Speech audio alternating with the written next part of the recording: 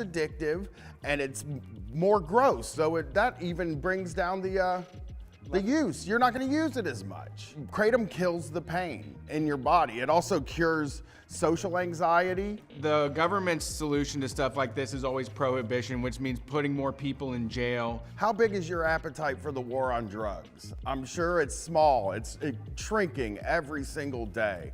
Don't let them continue it. Don't let them outlaw more stuff. Good point. Thank you. How many times have you gone into work and then looked at your boss and said, what are they doing? You ever think about the levels at a job, Brett? Of course, the people on the very bottom. What do they do? Usually clean. Yeah, and then there is the people just above them. They're the ones that do the second hardest job at the place, right? Deal with customers? Yeah, that sort of thing. And then there's another level above that, and that's the manager that's in the place. Now let's think about what comes after that, right? You might have a guy named like Glenn that comes to your office every 6 months, and you have to lay out the red carpet for Glenn. Think about what the person above Glenn does. Jerry is the person above Glenn, right? Okay. His job is basically going to lunch, right? Yeah, powerful meetings, Yeah. shaking hands real hard. We're gonna go up to the CEO now. The people that sit around a table and who knows what they're doing? Nobody knows what they talk about. Playing cards. What connection does that person have to what you do and what the customer gets? It just seems like you could really chop like 5 or 6 levels off of any job and the company would still run perfectly. Think about your job. Now imagine your manager isn't there. How much smoother would your day run? I mean, how many of you work a job where you don't even know who the fucking CEO is of the company? That means they're absolutely useless. They're parasites. They're on the top, getting most of the money, sending their kids to private school, driving the fanciest cars, and they can't make a sandwich. Every new level of hierarchy is more money coming out of your paycheck. Unions are fucking great because it's not HR. You need solidarity with the other workers. We need to use that and exercise that. You and your other workers are the most important people at that company. I mean, hell, the way I think about it, maybe you don't get a union at all and you just take the whole company away from the bosses, and that's called a co-op. For the almighty dollar, everyone's a slave. Cause what's the point of doing shit if you ain't getting paid? Before we commence expelling this ghost from this location, before we save Jake from the lock, I will light the ceremonial herb that will give us the sight, that will give us the power we need to set Jake free. My Twitter's not working out here. Let's see if you can get a ghost. Go ahead and try. I summon the ghost into ghostly ghostness. Come the fuck out if you're a real ghost. Now. Demand it. This is how we fucking hunt ghosts. And as we've pointed out, and as we've said, there are no ghosts. So this is where the ghost lives, from what we know. And he's not home. Let me see, let me try this. Jake, you may overtake my body. I accept you into my heart and soul. Please, if you are here, take control of me. Use me as a vessel. Gross. Nothing. Yeah, no ghosts. So I guess the lesson of Beaver Creek is there's no such thing as a ghost. There's no God, and the Bible is a lie. Off the hell town.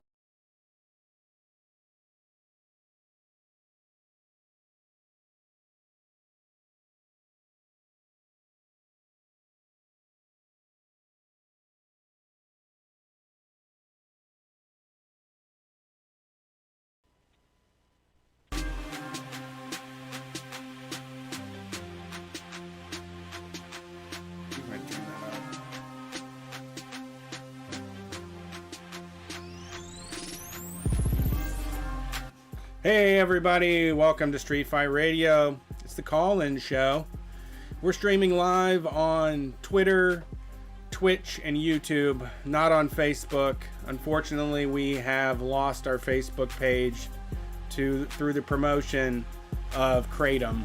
Pseudoscience. We've been busted for pseudoscience. Did you even say anything like Kratom's great? No, they said it's drugs. Oh, Jesus. That's why it's great. They didn't even give us a chance, like To do so. Patreon. Yeah, we could have tried some pseudoscience, but no, they busted us for talking about drugs on Facebook.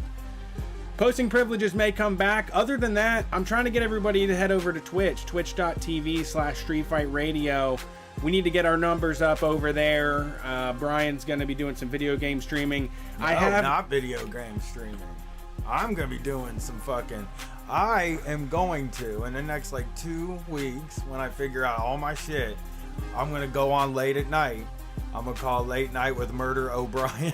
Okay. And I'm just going to fuck around with people. And Okay. Do stuff. Irish drinking No, songs? it's just because it sounds like Conan O'Brien. Oh. That's everybody's always like, you're going to do a Irish accent? And I'm like, no, it just sounded like Conan O'Brien. Late Night with Murder O'Brien. Because I don't want to do it during the day because, first of all, the bandwidth issue in my home. Are you a corned beef man? No. No? Corned beef. No. I just imagine how great it would be to have a sandwich called the Murder O'Brien, which was just packed full of like hard-boiled eggs and corned beef. It would have to have Italian beefs or Italian meats in it. That's the only meats I like. That's not a Murder O'Brien. Could be. It'll murder you. It's a Murder O'Brien. I mean, that's why I'm dying. The Murder O'Brien is stacked high with the finest Italian meats. Yeah. Yes. Also, what else is going on? Beginning of the month, Patreon. Y'all just got charged. It happens on the 1st. Thanks for supporting us. If you want to help our operation to continue moving forward, head over to patreon.com/StreetFightRadio. I just got out. We did a meeting earlier today. Zine production is getting back up to full capacity. So if you sign up right now, you're going to get a bunch of zines over the next several months. And if you are interested in contributing to the zines, you can head to our website, streetfightradio.com. There is a link at the top that says zine submission, and then you can fill it out, the form, if you got an idea for any of the topics that are listed in there.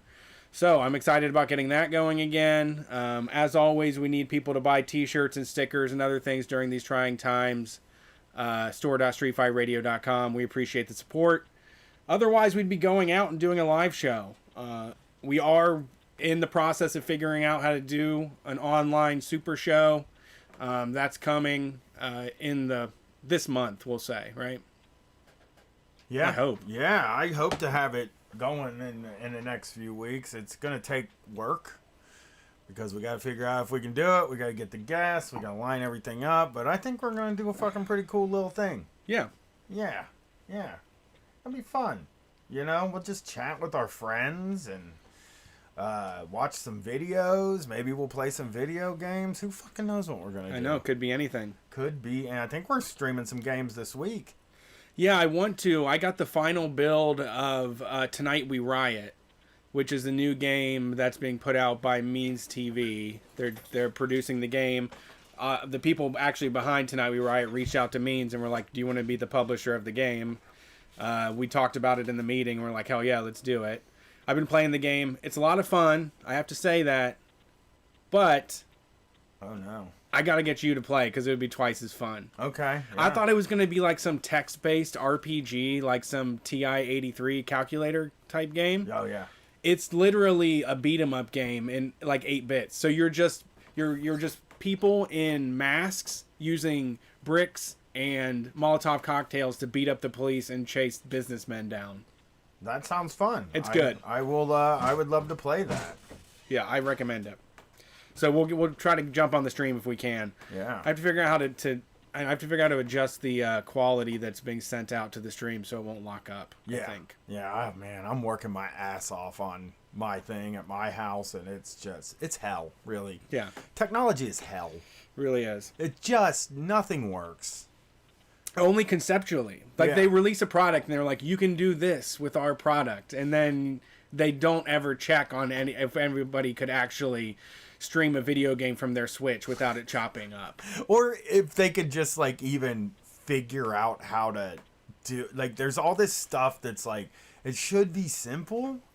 Like, it's not, I feel like it should be relatively simple to have two computers hooked together, and then you can make one computer do some stuff and the other computer do the other stuff.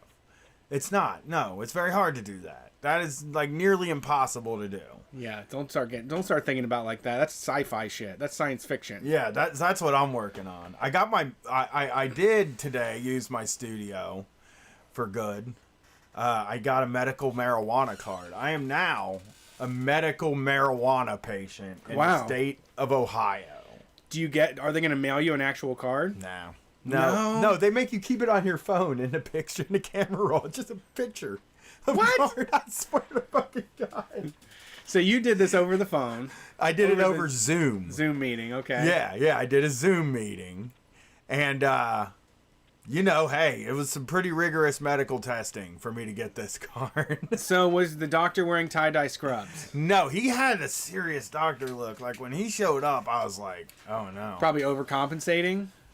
No, I mean, he had a goatee. You know what he looked yeah, like? doctors don't have goatees. You know who he looked like? Chuck Todd. He looked like Chuck Todd. He had a Chuck Todd vibe. I could see, I can see that. So you see the guys wearing a white button-up shirt at Sunday at noon? Yeah, you know? What was the name of the practitioners you went to? Duber Medical. Was that someone's name? Did you see Dr. Duber? I didn't. No, that's not who I Duber. saw. But I went and I was like, you know, I got all this PTSD going on, so I had to deal with that. Okay. And so I had to. You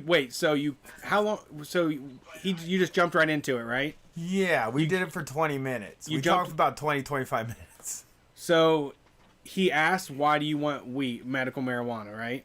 And he said, it says here, because I had to fill out a form, it says here you got PTSD. Okay. Have you been diagnosed with it? And I'm like, no. And he's like, what makes you think you have it? And I'm like, oh, man. I got robbed at gunpoint back in 2009, and I haven't worked a real job since. Like, I've been... on edge. On edge. I've been nervous. I've been having nightmares, and I'm like, you can look it up. I mean, the police report's probably in there somewhere. I was at work. It's very hard for me to think about going back to work. And then he was like, he starts asking me questions. One of them was like, do you sometimes feel like it was your fault you got robbed? And I was like, yes, I often feel that way. You're trying to win an award on this? So clutch your chest. Yeah, so he said, I need you to blink your eyes, which I did, and then raise your eyebrows, which I did, and then stick your tongue out, which I did. And he was like, you know, I think something that would really help this is some medical marijuana. Okay. And I said, all right, well, you know, and then I thought it's so like you're doing a round of head, shoulders, knees, and toes. It's so, I mean, the Blink your shittiest... eyes and mouth and nose.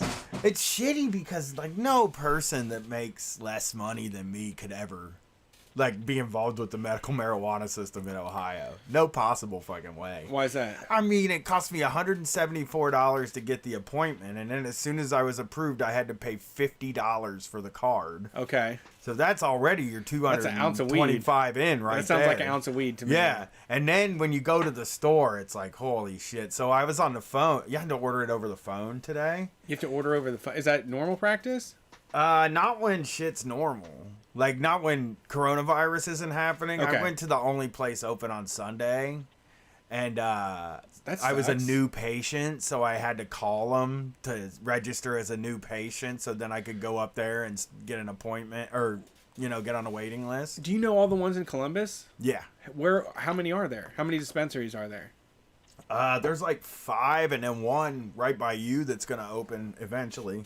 Harvest is what it's called. Yeah, I'm not near it anymore. Well, it's closer to you than it is to me. Sure.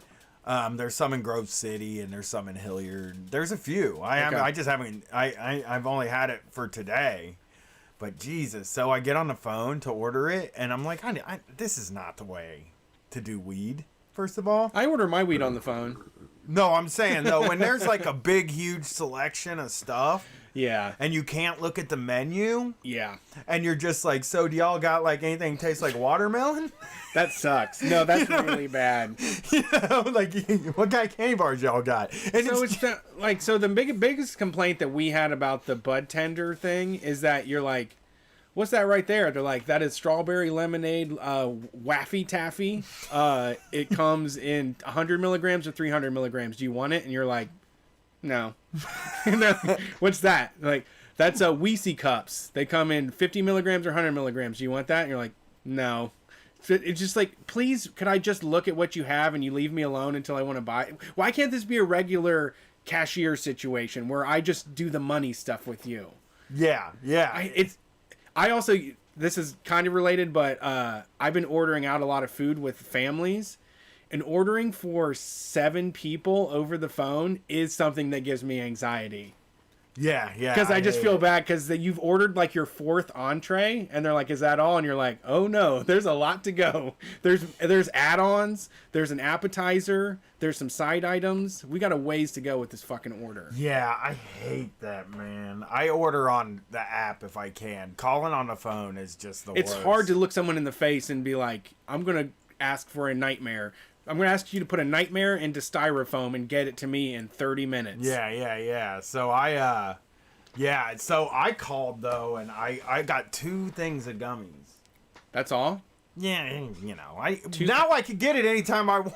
Sure. Anytime I want to go get some gummies, I can go get some gummies. But you had to call him on the phone. I had to call him on the phone. That's why I did it that way, because it was just like, So that's why I only got 2 things of gummies, because I didn't want to sit on a fucking phone all day. Like, what do you got over there in the So you just big pens? You said, know? "What's up? I'm about to get. I want 2 packs of gummies. I'm gonna roll through in 15. Have them ready. That's it." That was basically Close to kind of drug- it. But close at to the drug end deal. of the call, she went like this.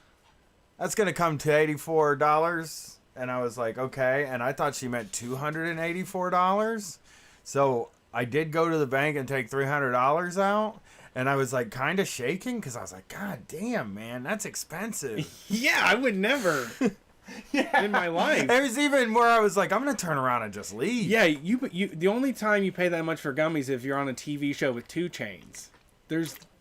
You have to be on it a was- Vice show to spend that much money on Yeah. edibles. It was 84, which Okay. is not too bad. And it's like, it's one of those things like, the only reason I really got the card is because I can't get 1-to-1 on the black market, and I really like 1-to-1, and it makes me feel good. And my wife likes it too, but she doesn't take it when I have it because she's like, you know, Yeah. it's for you. Special This is yours. you West know? Coast elixir. Yeah. So I was like, fuck it. I'll go get it. Then she can get it. She's been wanting to try out those topicals and salves and Those shit are the like shit. that. Erica got into it for the first time. Yeah. She's gardening and she was like, I just like my arm hurts so bad. What would you like? What kind of exercises or stretches would you recommend? I was like, I have weed lotion that you just rub on liberally. Yeah. That's what I do for my aches and pains. Yeah. So I'm gonna get some of that. Drew got lip balm, and I was I've like, had that before. I don't know what that is for. It doesn't get you high, does it? I don't know. I don't know. I don't think so. Mine didn't. Yeah, but you know, I got the card. It was might. great. A good I mean, you probably experience. swallow some of it. Yeah. Topical stuff does work. We've been wanting to describe the experience on this show since it happened, and we Yeah. finally got it. We finally fucking did it, and it sucks. There's no drinks here yet, which Katie, you know. Well, first of all, I don't give any of the stuff to my wife because that's against the rules of medical marijuana. Of course. I keep it all for myself, but my wife would like to see me drink a drink, you know? Yeah, she's pissed. She's just an advocate for patients. She's out here in the streets saying he needs his grape Kool-Aid to feel good. God damn it. I'm sick and tired of my husband. He's a mess. He's a ball of anxiety in the morning. It's just disgusting. It makes me feel terrible inside that he can't just drink his sour apple Kool-Aid with 250 milligrams of THC in it. Yeah. They don't do that here yet. They don't got nothing. I know. really. They can't. They can't scare me away yet. Yeah, they don't. I just started making my own edibles now, so I'm down Those to... scare me. It's so cheap, dude. like I kind of wanted to apologize to my weed guy because it's been a month. I went back today and I kind of wanted to be like, sorry for, you're losing money now because I'm making edibles all the time. Well, you know what's funny also about the $284 thing is right before she told me that, and it sounded like she said $284. She was like, "Oh, it's your lucky day. It's CBD Sunday. We'll give you a small discount." Oh, on God. this." And I was like, "Fuck!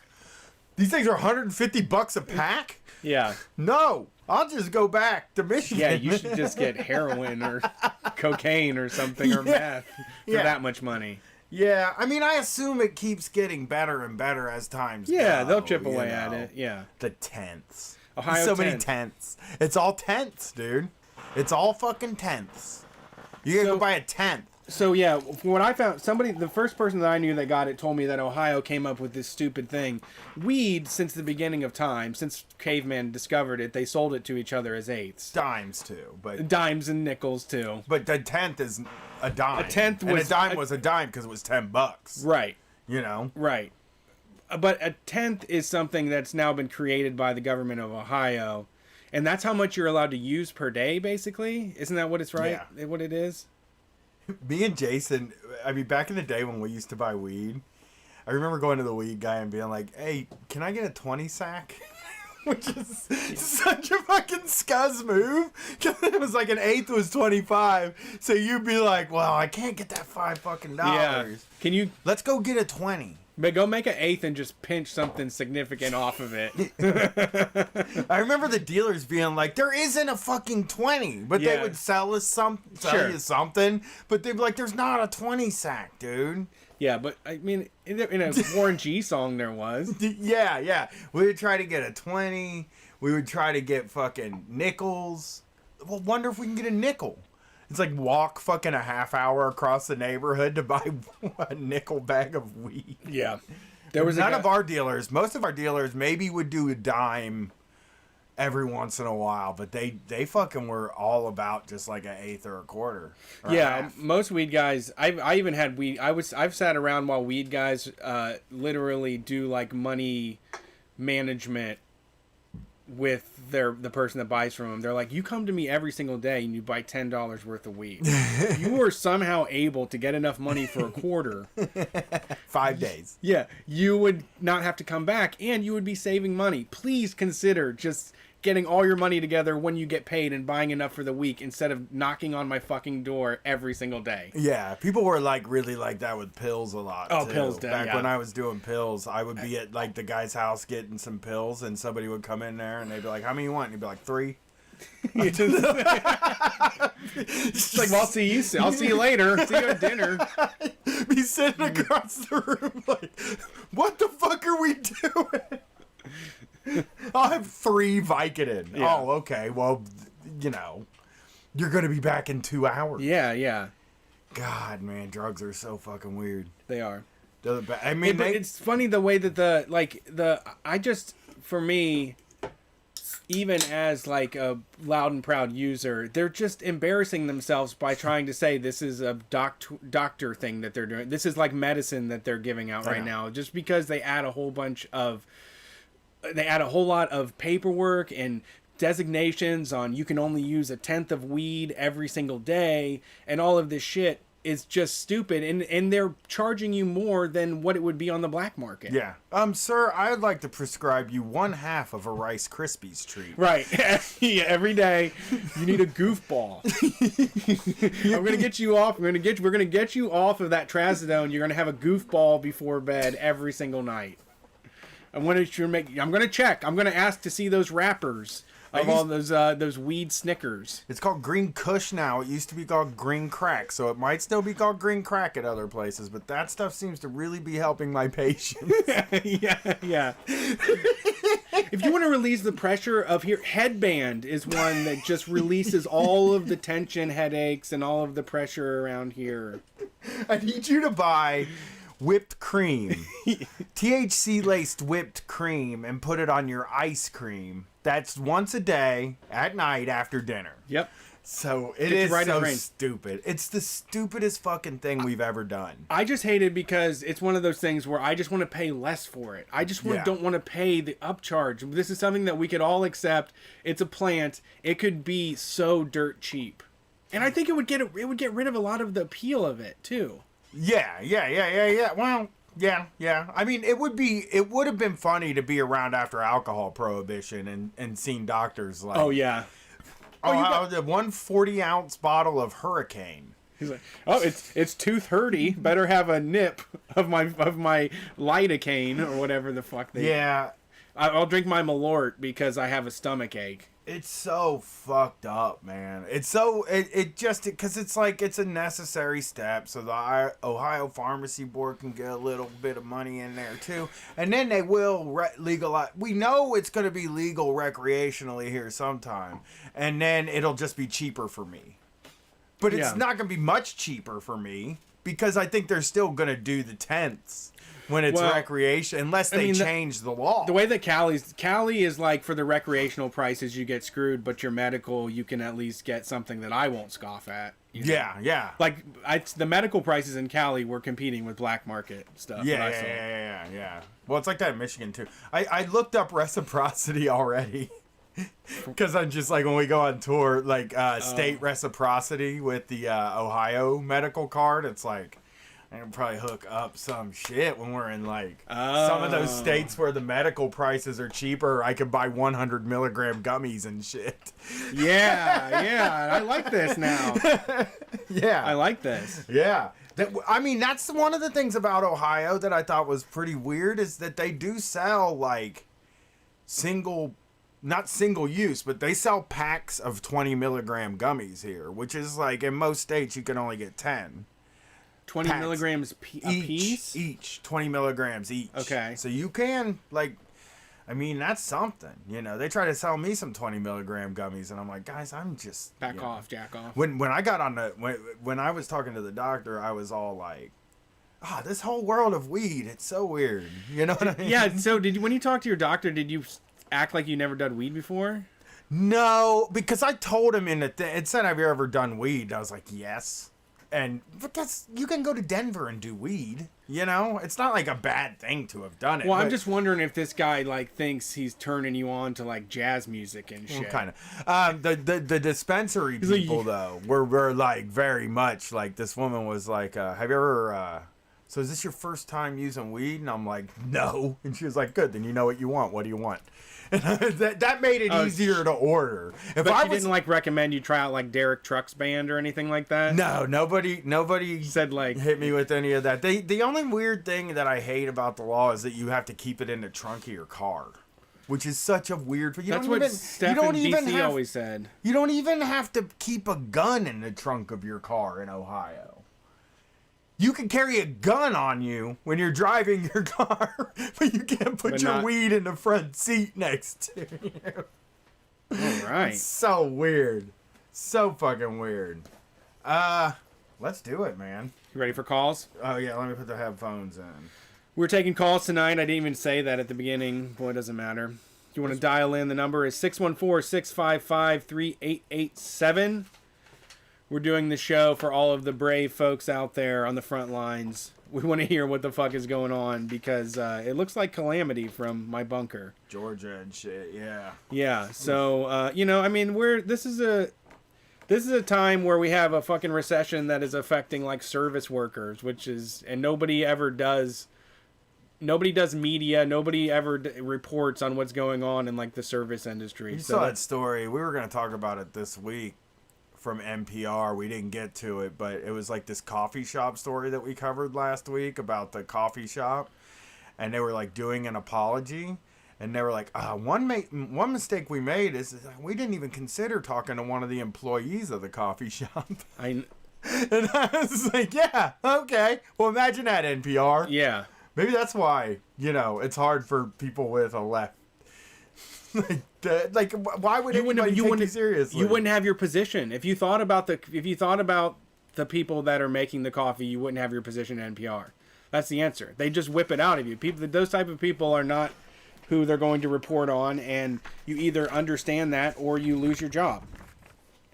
All right. Yeah. You ready? Yup. Thanks for calling Street Fight. Who are we talking to tonight?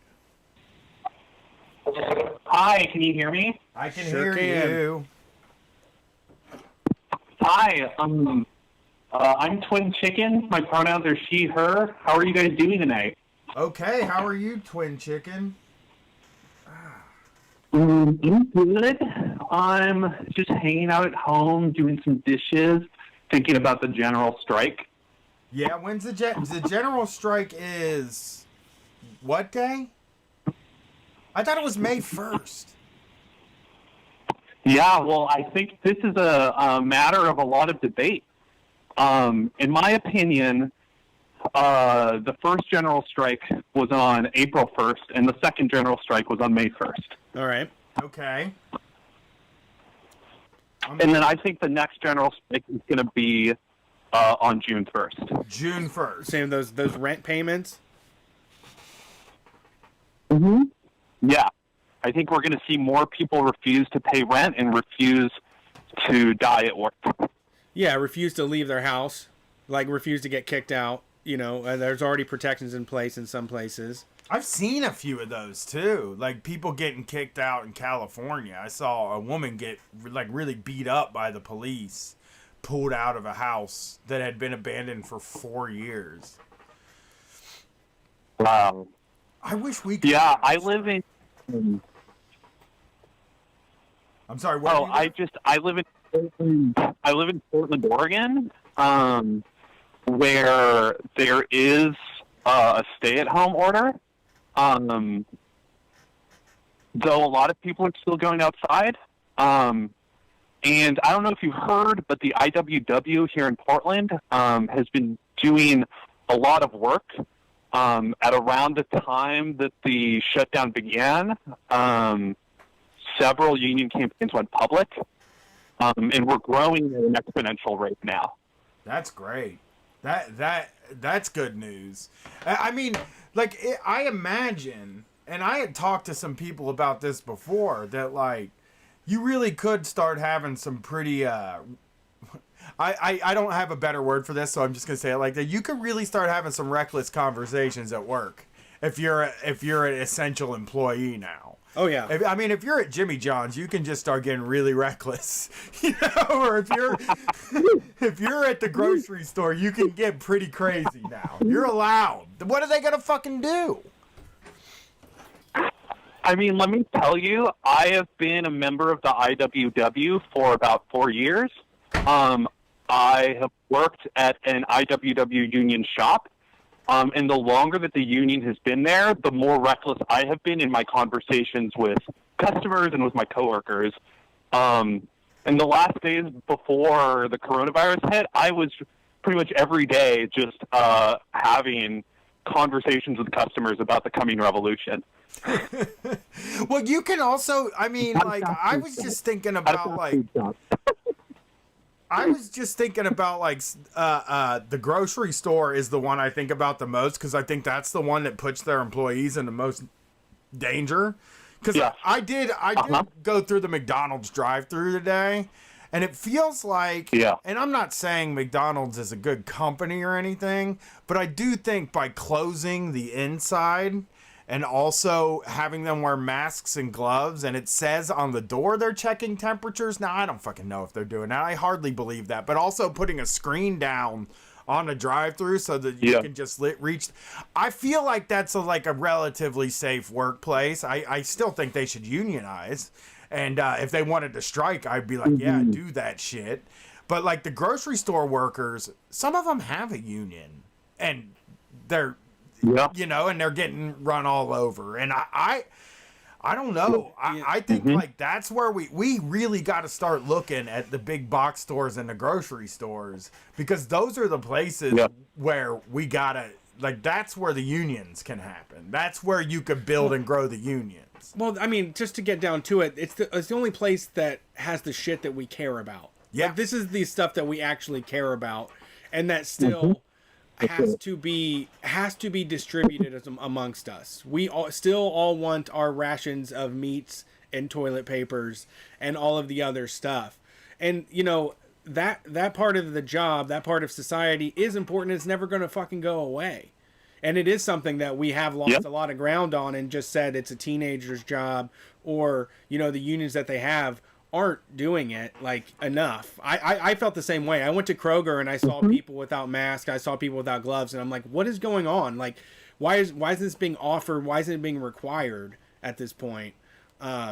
So yeah, I mean, it's the iron is hot. Now's the time to strike. Absolutely. Yeah, now is the time for general strike. And I think maybe to tie some of this together, I think it's really interesting that we are all talking right now about quote-unquote essential workers, because I think this invites us to ask the question, what is truly essential in life? A fellow organizer, while this was beginning, told me that money is not real, but coronavirus is. Yeah. And to speak to your point, Brian, about conditions at fast food stores, I do not trust my boss. For that reason, I have been in home isolation for over 50 days. And I don't think any of us should trust the boss. No, I don't think so either. As I drove through, I felt, like I said, they're still not making enough. They're still not getting hazard pay. Yeah. But I think if you're standing in an empty building all day, I think that, like, that's different than the grocery store where it's been packed the entire time since this started. These dumb fucks that are talking about having movies again, like seating every other row and every other seat, like and TSA, fucking like, Petri dish, like a TSA type screening to get into the movies. You just put the fucking movies online. Just put it on hold. It's because, I mean, we're running in circles just trying to avoid that the economy that they want to happen isn't going to happen. And they're doing everything they can to fuck us over. And that's what I think, man, this essential stuff, like, regardless, without America, if people had access to those consumer goods, that's all they ever fucking cared about. And we can make those consumer goods in factories. We have a whole class of people that are siphoning off so much money from us when at the end of the day, all we really care about is going to Target safely. Both sides. Yeah, fucking parasites. But that's both sides. I mean, that's literally both of us. Some people are saying, like, I'm going to be safe and not go to Target, but goddamn it, I want to go to Target. And some people are going to say, I want to go to Target so bad I'm not going to be safe. But we all want to go to fucking Target. I know. It drives me nuts. That's all that we want. And it's not nothing to feel bad about. It's not consumerism in the most disgusting nature. It is really at this point just food and water and paper goods. Yeah. And that's all we've ever needed. And those supply chains can be around without, like, the people governing over it. Without all of the legislature and all that. That's right. We need food and we need soap. Yeah, that's it. It doesn't matter how we get it. We just need them. Yeah, you're totally right. And like, I wasn't, like, defending McDonald's. No. I just want to make that clear. I just think that, like, Sure. I just think that, like, if people want to go to work, which most people want to go to work. I know that I act like nobody ever wants to go to work. My wife wants to go back to the office so bad. Like, I can't express to you how badly she wants to go back to the office. And she actually said, I want to be one of the first people to go back to the office. So, like... Brave hero. Yeah. Well, it's not brave. It's fucking sitting at home all day sucks, man. She had me drive her around today. Let's go driving around. I mean, I think I would like to share some perspective. As a transgender person, transition is difficult, and I think a lot of us have trouble letting go of old habits and letting go of old ways of being. even when we know that they are bad for us. I find that the more that I accept that the general strike is already happening and is only continuing to grow, the more I realize, jobs are a thing of the past. Yeah. Future will not have jobs. Yeah. I hear you. Yeah, I guess I mean that is like a really good point. We're in I mean, something's in motion. We're very early on in this, and there's nothing. The sending people back to work isn't going to prove anything. It's just going to overwhelm the hospitals. I mean, this thing is like really different. I mean, I don't know how this happens, but I feel like I don't know how this ends, but I think that like I do think that if they keep fucking this up over and over again and we're in lockdown for who knows how fucking long, if we're in lockdown for a year because they keep fucking this up, I think we'll fucking end up tearing the White House down brick by brick when they let us out of the house. Yeah, let me tell you what. On May 1st, 2020, I think I had a spiritual reawakening, and I think you're absolutely right that the longer this fucked up process continues, the more of us are going to have spiritual reawakenings, and are going to overturn this old world. Yeah, it's the age of Aquarius. Thanks for I mean, calling in. can I also say real quick about this, though? We also lost that primary right before this happened, or right during this happening. So we know we have no hope in the government. I know you knew. I am the one lefty podcaster that told us all we were going to lose, just so I get credit for that in case people try to say anarchism isn't worth anything. I just want to say I was lefty podcaster that was right. Yes. I'm just saying that I do think that losing that was another thing of like, man, if you take away hope from people, then we can really get things done. Yeah, there's no telling what they're going to end up doing. There's no fucking telling what's going to happen here, Yeah, it's really quite deranged. Well, thanks for calling in. You got a Twitter or anything you want to get out there? I have a new podcast called 1000 Podcast, and you can find that on my SoundCloud, which is soundcloud.com/twinchicken. Okay, thank you for calling in. Thank you, Twin Chicken. We want to hear more from you. Yeah, that was a great call. So thank you so much. In the chat, we got Mujeres Libres says they're an essential worker as well, and it's very weird that everyone is having this shared experience of staying home, and I go to work every single day. I've been thinking about that a lot, watching even like when I go walking, there's these construction workers that are they're constantly doing their construction, and you're like, they're not. That's the other thing, is that like we're not having a collective experience of staying home. We're having a collective experience of working while people like us stay home. Do you understand what I'm saying? Like it's not like people like me and you that are relatively comfortable. We stay home. Bar patron A and bar patron B.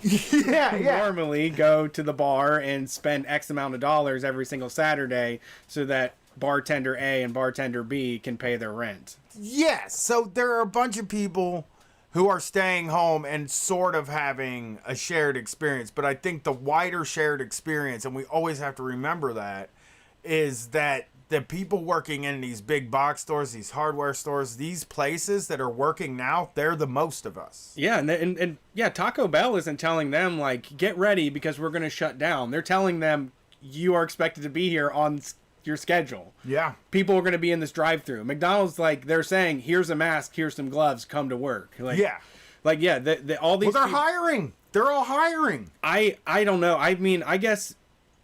I don't know. I'm handling this thing pretty bad. I'm on my own. I don't know how it would be if I had a job to go to every single day like that. But I don't know. I feel like, in a way... But there is the idea that, like, retaining a sort of normalcy maybe is good, but then there's the idea that, like, if I don't feel safe, retaining normalcy doesn't help me at all. You know? Yeah, there's not going to be normalcy. We need to not have that.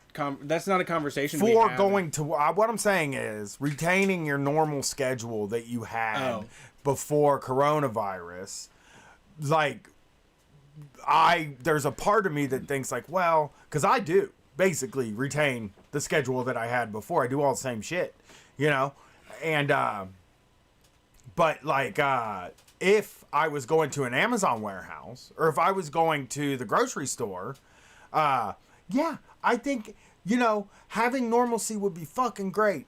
But also, if it's dangerous, I don't want that goddamn normalcy. You know what I mean? Well, and it's dangerous. I think the people at the grocery store, I just think they're getting a raw deal in this thing. They are. And they're just like all I see on the highway when I drive is billboards that say thank you to our frontline nurses and doctors and medical workers, and I don't see thank you to the people delivering my food, and I don't see thank you to, you know what I'm saying, like I don't see that stuff. When I drive over here I see signs, dude. Yeah. All down the highway when I drive to your house to do this show, there are signs that say fucking, you know, none of them say grocery store workers. Yeah. None of them say that like the people that keep us running are the grocery store workers. Yeah. Yeah, and so there was another essential worker in the chat that said, like, they accept the duty of doing it, but Jesus fucking Christ, stay away from me. Yeah. Like, the least amount of time, like, the movie theaters is not essential. No. Street Fight is not essential. Like, this is something that we don't, we're not going to get to do a tour until they have a fucking vaccine. Otherwise, we're going to have to fly to places where only 20 people would show up so that we can do a show and everybody can put their fucking arms out and make sure they aren't touching each other. Yeah. Absolutely. I mean, and plus this isn't a risk. And you're right. Like, the other thing is, like, sending people back to the movie theater seems... Listen, here's what I know. I know that Trolls World Tour made Banger. a ton of fucking money. Like, Banger. a lot more in 3 weeks of streaming than they did the last Trolls made in its entire theatrical run, I believe. I know that the movie theaters are pissed off because Trolls World Tour was put out on streaming. Like, Yeah. they're pissed about it. Of course. They wanted it pushed back. And the studio that made Trolls World Tour is Universal, which is one of the big boys. And, like, if these theaters are willing to risk us, fuck them. You know what's cheaper? You know it's cheaper to spend $20 to rent a movie than it is to go to the movie theater? You know? For 2 people? Yeah. No, Or 3? You know? No, we told her, like, we had kids over and we're like, we're going to rent Trolls. And like, how much is it? It was like $20. And they're like, do you get to keep it? And we're like, no, it's for a rental. And they're like, really? And I was like, well, if we would have went to the movie theater, I would have spent probably $70. Yeah, So this yeah. is saving me money. Yeah. Like, I'll give you $20 on the way out. It's Like, all anybody's ever wanted anyway. That's capitalism, though. Capitalism is like, we got to keep these multiplexes open. Look, if there's a small movie theater in town that wants to show movies, I think people will come and see those movies. But you don't got to fucking see Black Widow on the big screen. I'm fucking sorry. You can watch Black Widow at your house. Yeah. It's going to be okay. Trolls World Tour is a movie that should be watched in another room where the kids have been given ice cream treats and the door's been locked and the parents are drinking and playing cards on the other side of the door. Yes. It's not something that you should sit down and grown-ups should watch. Yeah. Although they have a Diamond Head and Rift in there, though. God, they're so mad, though. The movie theater people were so mad. It would, like, one of them said, Universal Studios is dead to me. And it's like, no, they're What do you- not. You guys don't work it out and do movies again. But what I mean, are they going to charge twice as much for the tickets? I mean, what's the point of selling out a quarter of the theater? I don't really know. And I don't even know, like, the extra people that they'll have to have work there will make things cost even more. If Yeah. there's a person that has to stand at the door and they have to check your temperature, and then a person rips your you know what I mean? Like, Yeah. because in this situation, each person has to do something different because you want your hands, like, off of the same Isolated. things. Yeah. You know? It really doesn't... I mean, I guess you could require a mask, which keeps it from getting out. But, like, you really can't make people leave a mask on either. Like, I Yeah. went to the grocery store today, and there's a big sign on the door. Or I went to the gas station today to grab some. There's a big sign on the door that says, we're going to ask you to take your mask off if you buy cigarettes. It's like, well, then what's the fucking point in wearing a mask?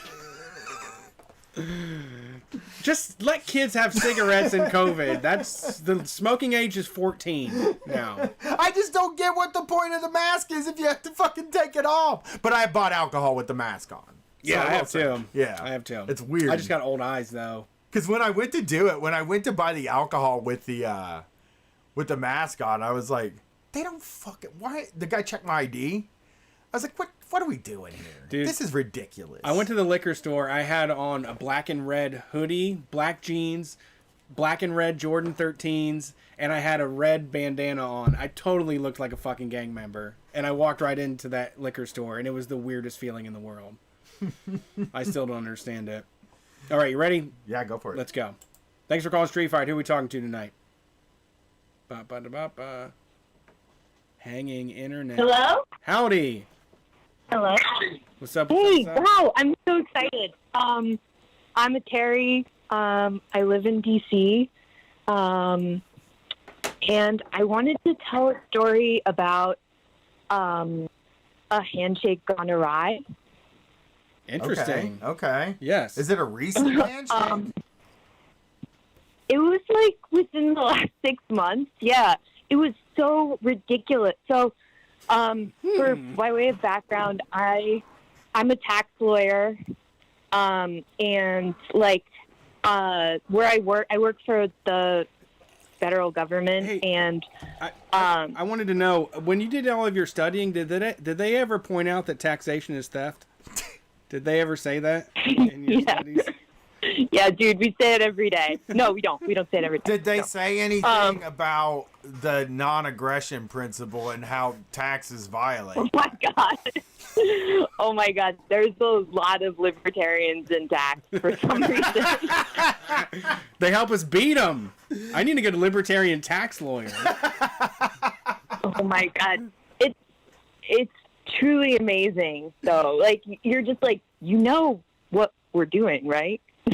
Like, it's amazing. It's really, Imagine different rules, it blows my mind. There's a lot of people, We just need to follow the Constitution. That's all I always say. They'll get us out of every little problem we have is the Constitution.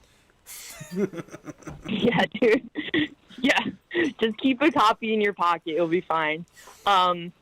But there's also a lot of people on the left in tax too, which is pretty cool. That's good.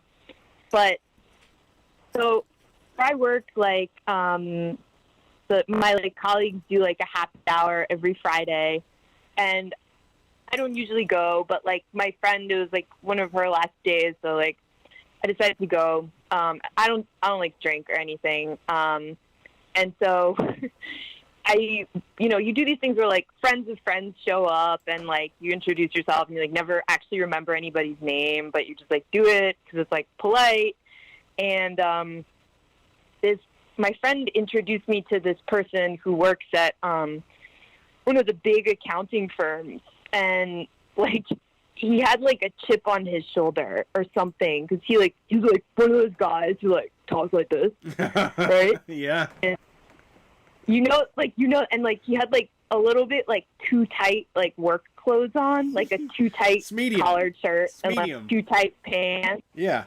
Medium. Yeah. Medium. Yeah, and it was like, you don't need to look sexy at work, but like whatever. You can look sexy at work. I'm not gonna tell you how to live your life. I hate these soccer khakis because my thighs bust out of them.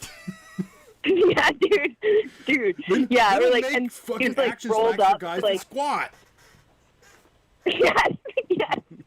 And like he like rolled like sleeves rolled up to like show off his like forearms. You know, it's like, dude, like where you're getting down to work, like you're getting down to work typing.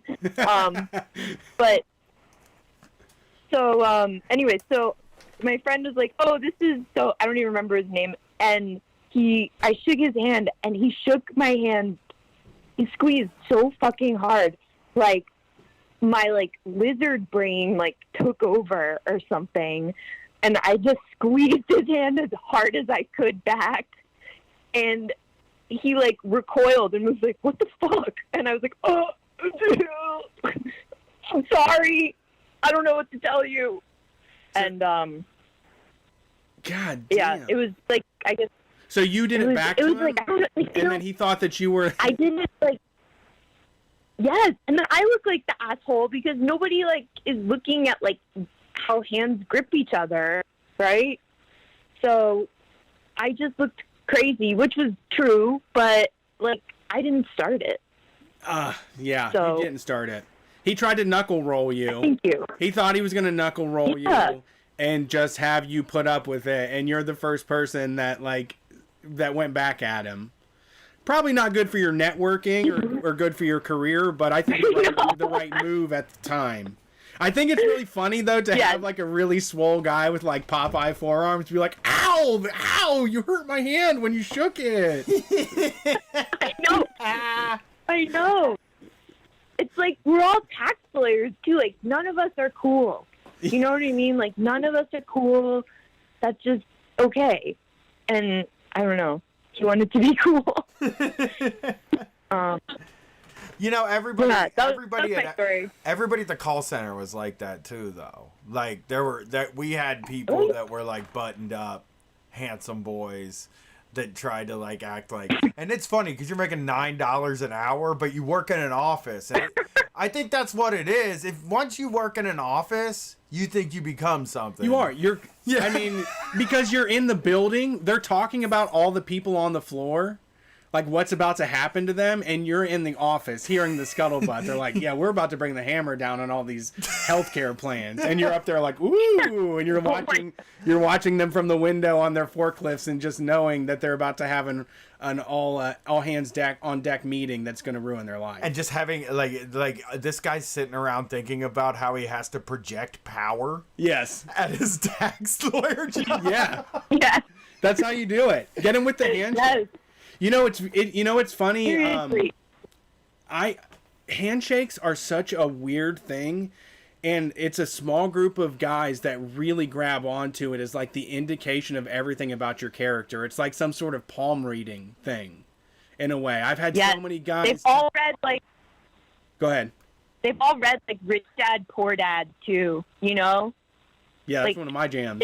that's like it's part of their culture. Like handshake culture is like Rich Dad Poor Dad culture also. It is. I mean, it's like it's one of those things. It's like when you're a kid, and you conceive of business as anything more than just getting business done. You're like, no, I have to do business. That means I have to wear a collared shirt. It means I have Yes. to roll a guy's knuckle if he's lower than me on the chain. You know, like the handshake is so important in business, and that's just such a childish way to think about it.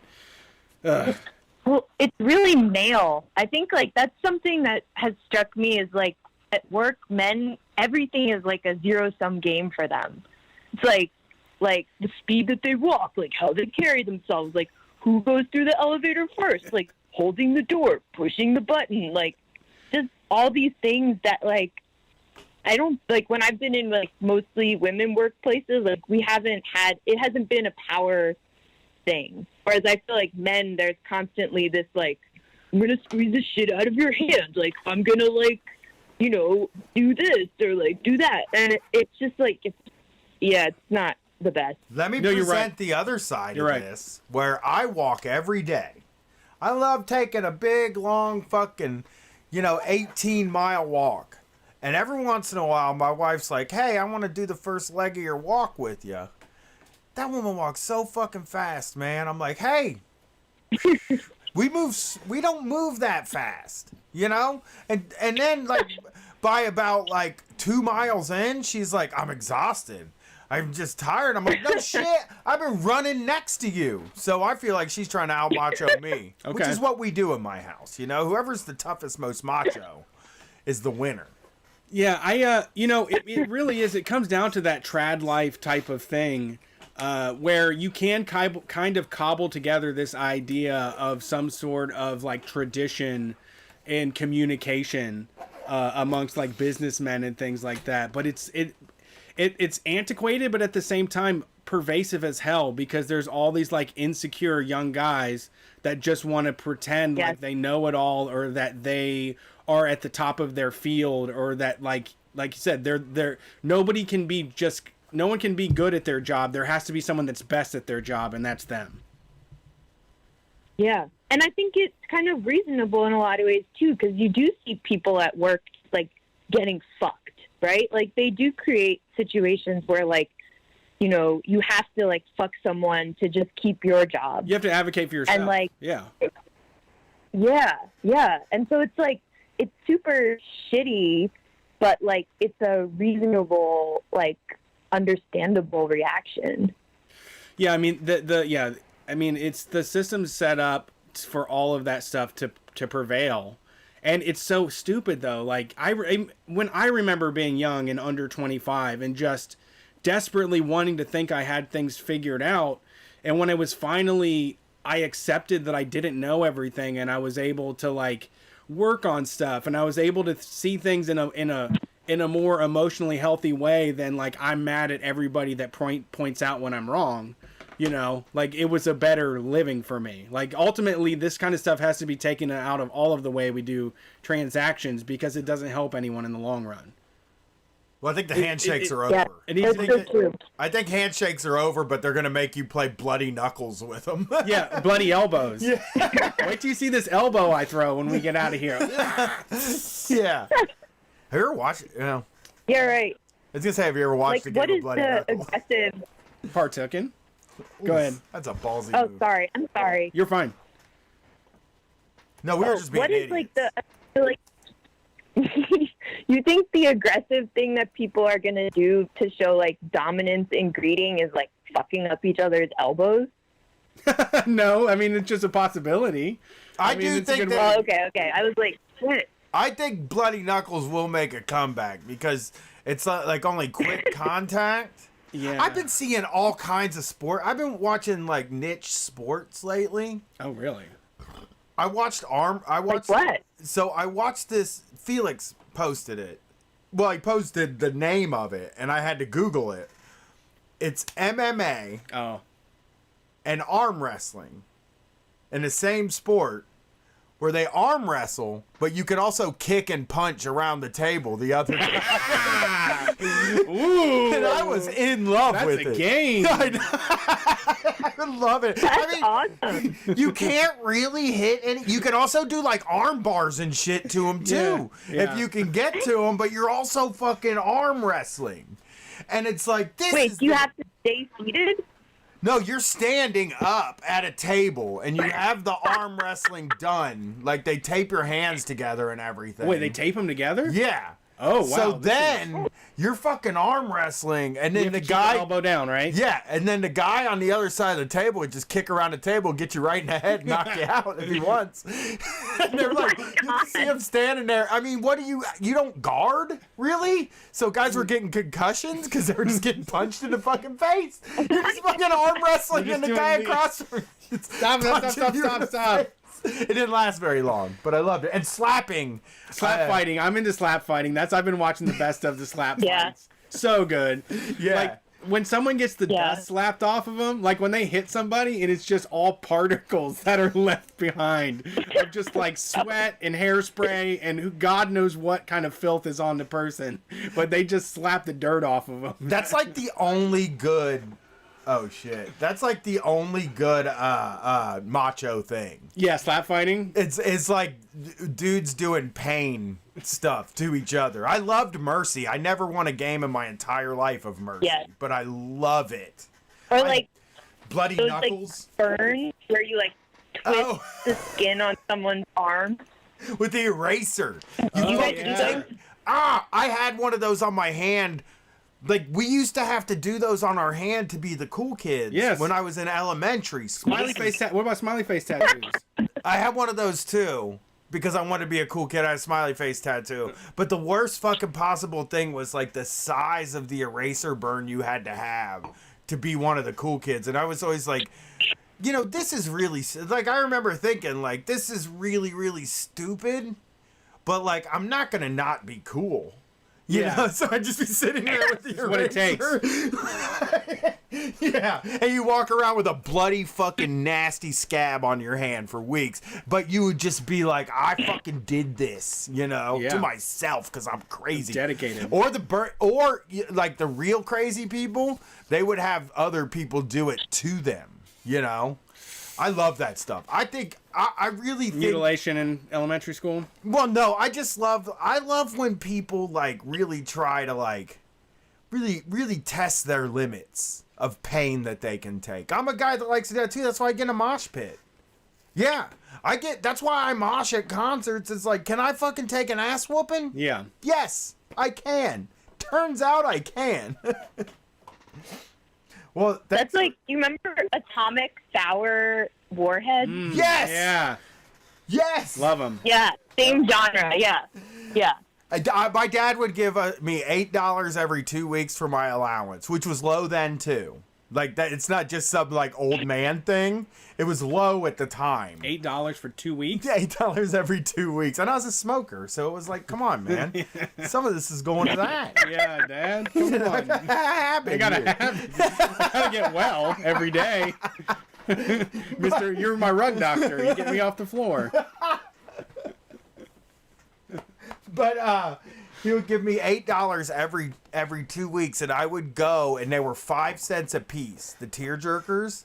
Yeah. And I would be like, well, this is the best bang for your buck because you can get 25 of these fucking things. Right. And I would buy 25 of those things and eat them in 2 hours, and my whole mouth would hurt.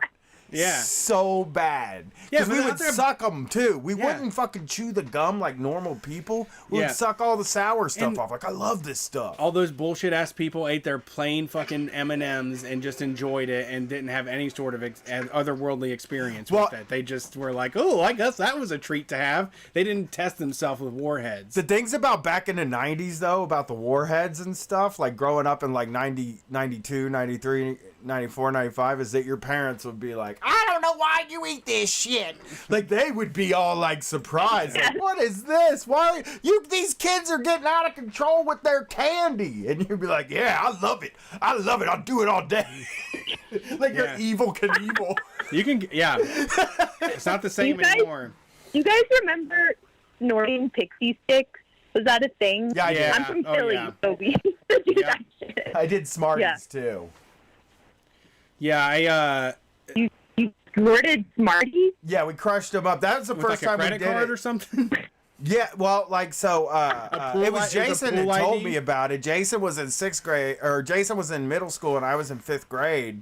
And he's like, we was snorting Smarties today. And I'm like, what's snorting Smarties? He's like, you just crush them up, and then you just get down there, and you really give them a snort. And I did it, and I was like, it doesn't really do anything, but it's like snorting cocaine, so it looks really cool. Yeah, Because it that was does. back then, it was like, You gotta build so the cool habit. to snort cocaine. And I was in 5th grade, so it was just kind of like, You're that- getting ready. yeah. I mean, you get want ready to, you for want some to. cocaine. You're about to go to middle school. You might be offered cocaine. You want to know what to do with it when you get there. They do tell you that, though. That's what they tell you in Dare. In 5th grade, they're like, you're gonna have a lot of cocaine in middle school and junior high school.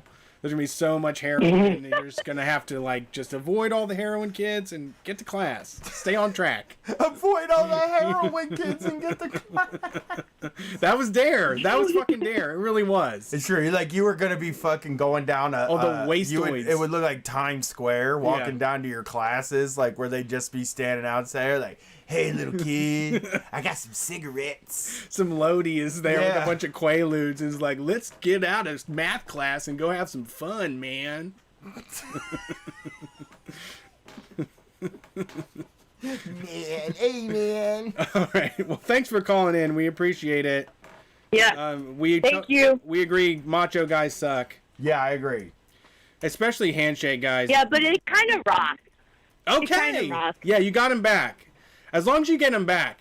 I By mean, that was accident, like, yeah. I think Yeah. Macron got Trump on that, right? Macron thought he was going to get knuckle rolled, and he gave it back to Oh, him yeah. and hit him with the fucking squawk box and got him Trump screaming, right?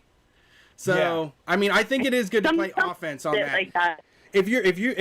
If a guy has his sleeves rolled up to show off his gigantic forearms, you have to go into that handshake to punish him. Yeah. I mean, Trump deserves it. Yeah, Too. Most powerful you're man in right. the world. He should expect to get his knuckles rolled by every single person Yeah, who shakes his I'm fucking coming. hand. I'm coming for those knuckles. If I fucking shook Trump's hand, I would fucking squeeze the fucking roll. shit out of those things. Like a poker chip in my hand. It's like, oh, you think you're the most powerful man in the world? Let me show you some power. wow. Ah! And make him cry. Yeah. Squeeze them tendons up. All right. Have a good one. Peace. So now on my screen while we're talking is a YouTube video with 154,000 views called "Insane Game of Bloody Knuckles." Oh no! These two guys. You can watch it. Yeah. I don't want to see. Oh man! Oh, their knuckles are pretty messed up. An insane game of it.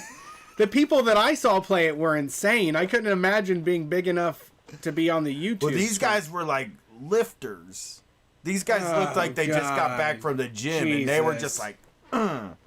All right, next. Oh, call. look at this one. You bleed, you lose too. Bloody Knuckles competition. Painful. Bodybuilder versus normal guys. I think I have that on. I'm not paying attention to it the way you think I am. Yeah, you're like sloughing off on the job now. You're going to be watching Bloody Knuckles vids this whole calling show. No, I'm going to look for Professional Mercy too.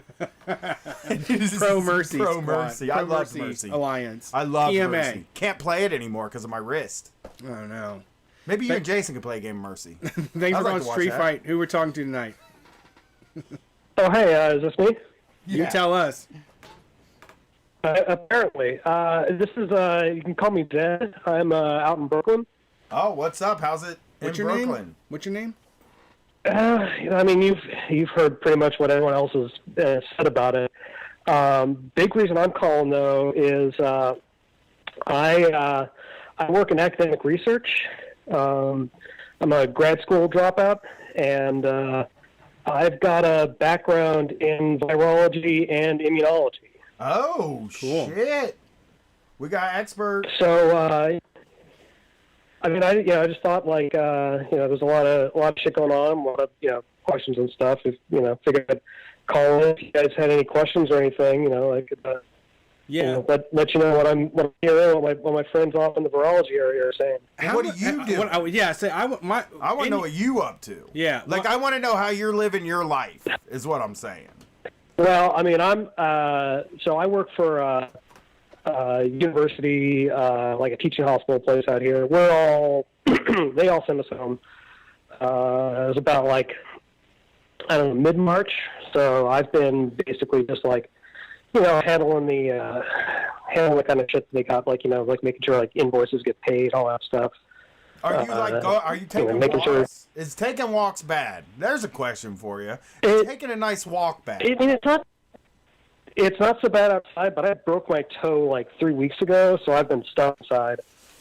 Ah, that sucks. But that's what I've been wondering if it was wrong that I take walks.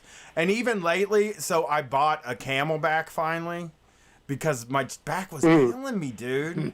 Killing me. So now I'm a Camelback guy. Okay. But you know what I've been carrying with me on my walks? Just a thing of cold brew coffee that I made myself that I don't go inside anywhere now. I'm a Camelback guy. Don't you, aren't there like mole straps that you can hang the coffee off of your Camelback? Well, I think I made sure to get one with storage so I could throw the coffee in the Camelback too. Okay. I'm set, dude. Camelback Brian. You know what's weird about Camelbacks? I'm sorry, caller. We'll get right back to you. Oh, God. Let me tell you what's weird. No. You go on. Let me tell you what's weird about Camelbacks. So I was looking at Camelbacks, and one was for men and one was for women. They looked exactly the same, except for the women's one was 2.5 liters and the men's was 3. And I was like, what's that? I mean, could you call that small and medium or like large and medium? Right. What's that, men's or women? Yeah. But, well, I mean. Let me guess. It was like $2 like more expensive, right? I guess. The men's one was more expensive. Yeah. Because there was more. But it's just it's a funny thing. Camelback believes that dad gets the big piece of chicken. Yeah. He believes there's a daddy's share of the food. It's such a weird thing to be like, this is the men's one because it's bigger. I mean, everything I get in my house is bigger than everybody else's. I get in trouble if I'm not bigger than my wife. Like, whenever I start losing weight, she's like, I think you weigh less than me, and I feel like I'm in trouble over it. I have to be bigger for her sake. Yeah. So, like, how dangerous... I guess what I would like to ask you also, somebody that has done research into this stuff and stuff like that, like, how at risk am I at the grocery store at this point? Like, I sort of feel like I'm maybe panicking a little more than I should when I have to go, and I'm wearing gloves and a mask, but I still, every time when I get home, I think I have coronavirus. Dude, you've already mentioned like 2 dumb shit reasons you went to the store that I would be worried about more than the grocery store. Which store? What? You say you popped into the gas station to get something? Well, I had to get something at the gas. I had to get Tums, dude. Oh, okay, yeah. It's not a dumb reason. I needed Tums. Yeah, don't stop them from getting Tums. No. Thank you. And then I No, bought a they sell- I Camelback don't know, like, on the internet. They sell it at the grocery store. Yeah, I bought a Camelback on the internet. Okay. I ordered that off the internet. Okay. All the shopping I've done has been on the internet. I haven't gone to the store very much. Okay. I would love to go to the store more. I heard a few stores mentioned. Why? When? Earlier. The gas station? That's the only one. That's I went the to one. a gas That's the station. one I'm thinking of then, I guess. That's the only one. All right. Well, I went to Firehouse Subs. I didn't go in there. There you go. And McDonald's. That's There you go. McDonald's was the other one I But heard. I didn't go inside either of those. Yeah, you touched them crummy ass gloves that they got on, covered with. Well, I had gloves on too. Gingivitis and That's the COVID-19. thing. I have gloves and a mask. So, like, am I fairly safe? Like, is it really super duper dangerous in there? Should I feel? Here's the thing. I feel like every single surface outside of my home has coronavirus on it and should be treated as such. And it's not doing good for my mental health. And I'm wondering if that's the way I should be thinking. I mean, you want to know how like I'm doing it? I'm kind of acting the same way. Like, so I used to work with like HIV, like direct. I used to make that stuff. I used to make concentrated HIV that we'd send off for like experiments and other stuff. Okay. And when I was working with that, like I'd act like any surface around there could possibly have it on there. You know, you're not going to get HIV like, you know, if you like touch the surface and like touch your face or anything, but like you can with this virus. Yeah. So, you know, I am a little, you know, a little more careful about that. Okay. But I mean, the thing is like, you know, there's steps you can do, right? There's things you can do to make you a little safer. And you know, the biggest thing, just don't touch your face. Oh, that's the worst. That's the hardest thing in the world for me to do. It's something I like, but I've been wearing the face mask, and then like, if I feel like I gotta touch my face if I'm at the grocery store, right? I'll leave my cart by the door and I'll run out to the car and take my gloves off and just fucking rub my whole face and then put new gloves on. No. I do. Okay, I new gloves. my No, face. new gloves is good. I bring New like gloves 4 is good. pairs of gloves. I see people fucking that up. Oh God. Okay. Well, I'm gonna tell you the truth. On like the first time I wore the gloves, I did like touch my face with the gloves on. Like I was like scratching my nose and picking my nose with the gloves. I was like, what am I fucking doing? Yeah. Yeah. You know, I Yeah. just. No, that's everyone starts that out. Yeah. It's just somebody. So we have there's an intelligent person that listens to the show, and they are in the chat room right now. They have a question. They said, what percentage of infection are they estimating for herd immunity with COVID-19, and do we have any idea of what percentage we're at already? Ooh. I was going to ask you, can you theoretically take too much LSD? That's the only question I've had about staying inside for so long. Is that I feel like it might mess me up forever. I want to be on permanent tip, though. The question is, will you ever be able to take enough LSD while you're inside? Right. There isn't enough. You're right. That's true. That's never enough. And I don't know if this person listens or not, but I'm gonna chat with this dude who went and bought 50 hits of acid and said he's gonna do acid 50 days in a row to rewire his brain. And I'm like, dude, you are you're a fucking cosmonaut. It's exhausting. Right there. Yeah. I want that guy taking notes as he's going. Well, I did it for like 3 months, right, Jason? Like about. We did it every night, every other night for a whole summer when I was 19. I've been trying to do acid as much as I can, but like eventually you have to sleep and like get real lasting sleep, and that like fucks up the party. Yeah. Yeah. So what are we looking at? So yeah, I mean like herd immunity. You know, that's the tough thing. It depends upon a lot of shit. You know, how many people got it, how often it spreads from one person to the other. We've been fucking up with the testing, so we don't have a lot of that information. Numbers people talk about, it's anywhere between 60% of the population and 95% of the population. Like, I know with like measles, you need like 90% of the population to be immune to get herd immunity. Okay. But here's the thing. Like, this is the shit that pisses me off the most with everything that's going on right now. Is that, one, let's assume that you get this and you become completely immune after you're infected, which you don't know. Like, that's actually like a real open question right now. It's Sure. like you're probably getting some measure of immunity, but like, scientists don't like to talk about shit unless they know it for sure. But even if that's the case, like, some of the people that get this and survive, it fucks you up. Yeah. Like, Yeah. it's bad. Yeah, the Like, lasting I've got effects on your lungs. I've seen in some people. It's really nothing to like. It's really nothing to kind of just shoo away like that. But we've gotten to the point where people are like, 1% of us will die, but it's not that at all. No, it's like 1% of us will die, which, okay, you fucking ghoul. 30% of us will have, reduced lung capacity for the rest of our lives. And maybe like 20% of those will have, increased risk of strokes for the rest of their life. Right. There's a lot, it's just like, there's a ton of shit in here. And you've got these, small business tyrant, mega, like white supremacist fuckheads out in, state capitals everywhere, like, shouting, bringing their guns into the state houses, just so that they can get their, their Fuddruckers or whatever. And it's all. Yeah. Here's the thing. It takes somebody from Brooklyn to know the right chain to say. Yeah. Because me and you, they're all normal. Oh, Charlie's. You know what I mean? Fuddruckers is too good. That's man. abysmal. Like, if you're out there dying of corona for a Fuddruckers half pounder, God damn it, you're an asshole. I just heard. The thing that bummed me out, one of the things that bummed me out the most was I was listening to one of my favorite wrestling podcasts, Everything Elite, and one of the hosts, Aaron, who I'm a big fan of, said that his girlfriend or his wife has driven by O'Charlie's every day this week on her way to and from work, and the parking lot just been straight packed at O'Charlie's. And I'm like, these people are going to fucking die to eat at O'Charlie's. Yeah.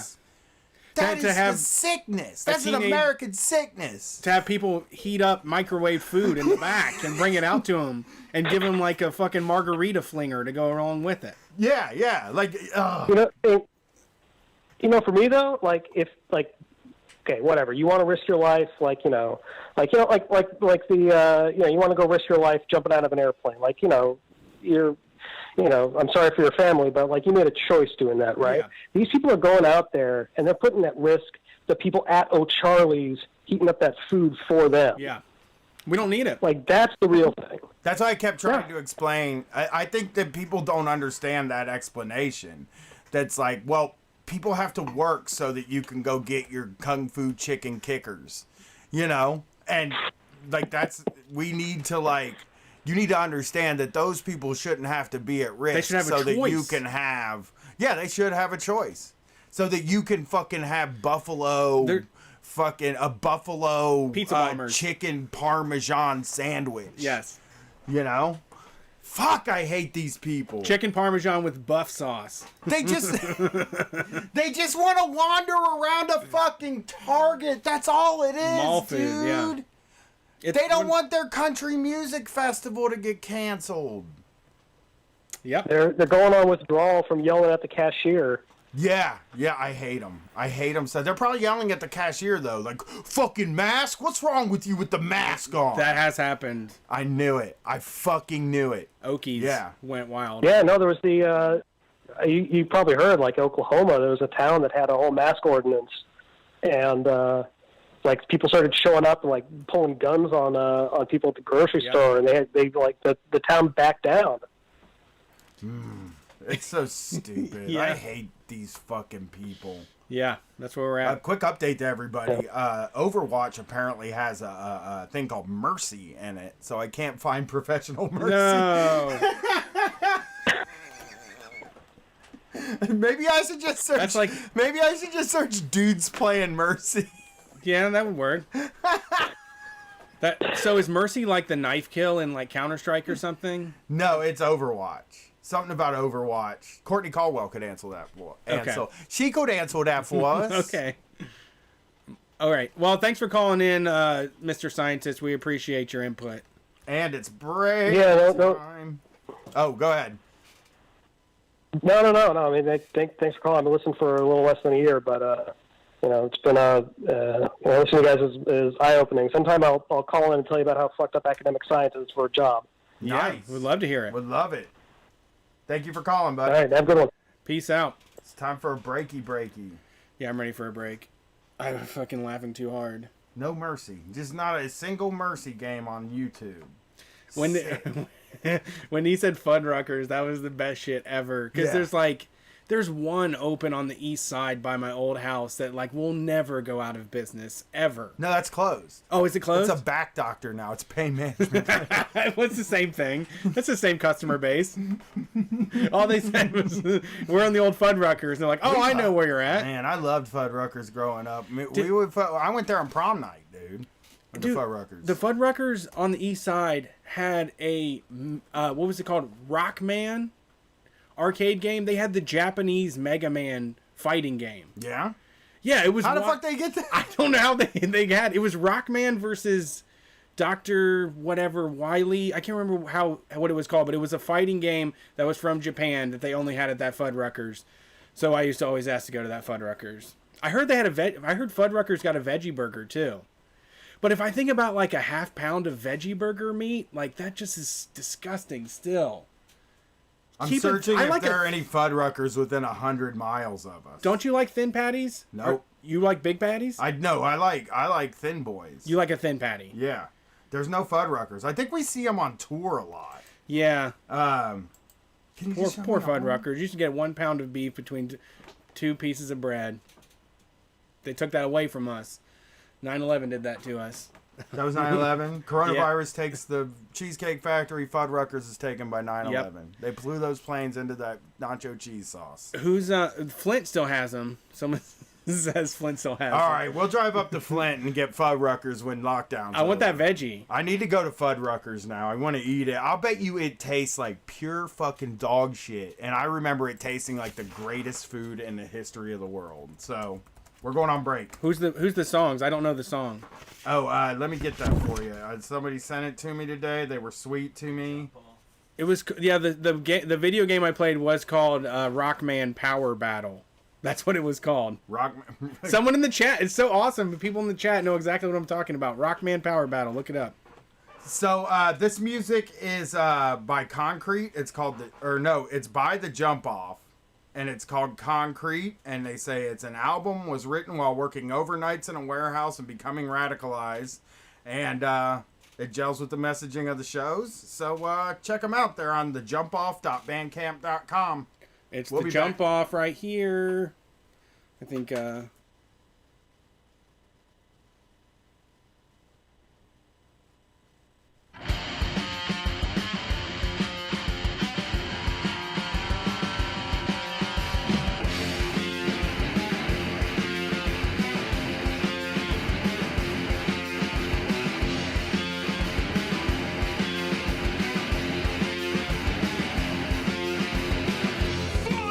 Times 12 times 5 miles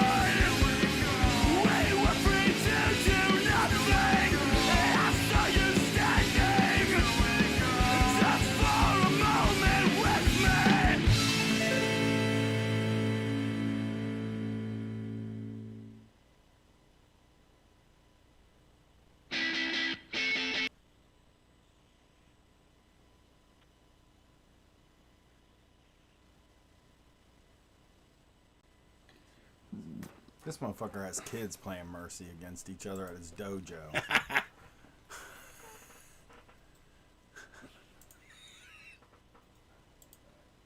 All right, everybody. Welcome back to the Street Fight Call-In Show. We have a very full queue, so now is not the time to call. Save it for next week. We do it every single Sunday night from 9 p.m. to midnight Eastern Standard Time. You can call into Street Fight Radio. We want to know what's going on the ground. We want to know what essential workers are up to. That's what we're here for, to get your message out, and also to have you answer our questions about LSD. So you can find more of what we do at patreon.com/StreetFightRadio. If you want to contribute to the zine, head to StreetFightRadio.com. We just added a new zine submission portal on StreetFightRadio.com. Also, because a lot of people ask, if you ever want to know what song is played at the end of Street Fight Radio, we can't put it in the podcasting description because SoundCloud will take it down.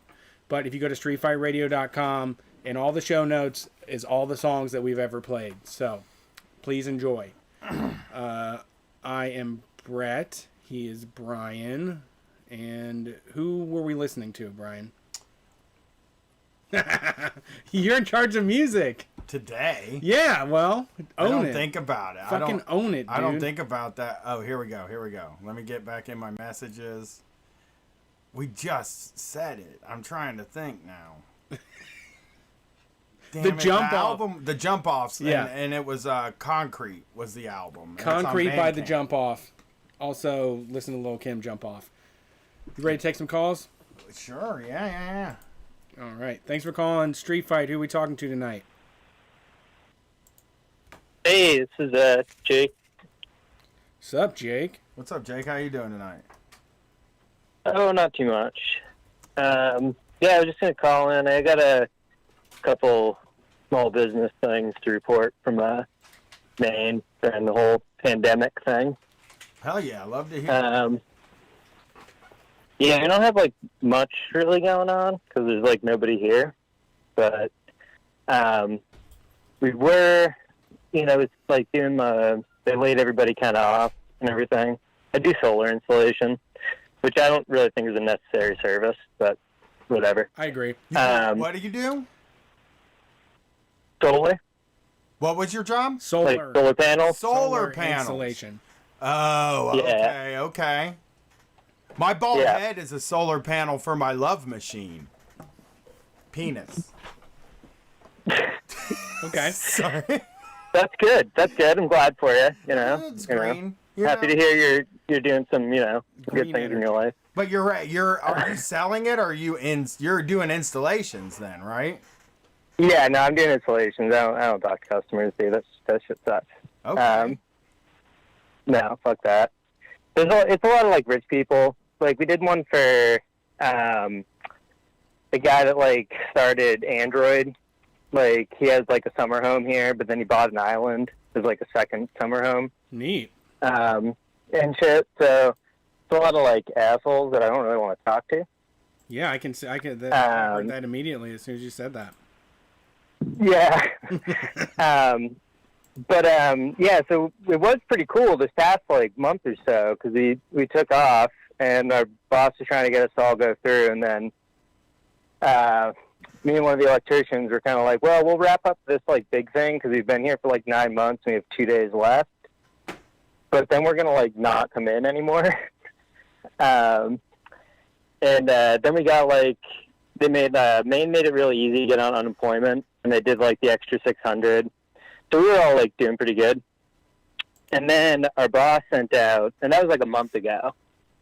And then our boss sent out a thing being like, hey, we got this loan, so everybody has to come back on payroll for us to get it. Yup, we know that Meaning one. that like you can't collect.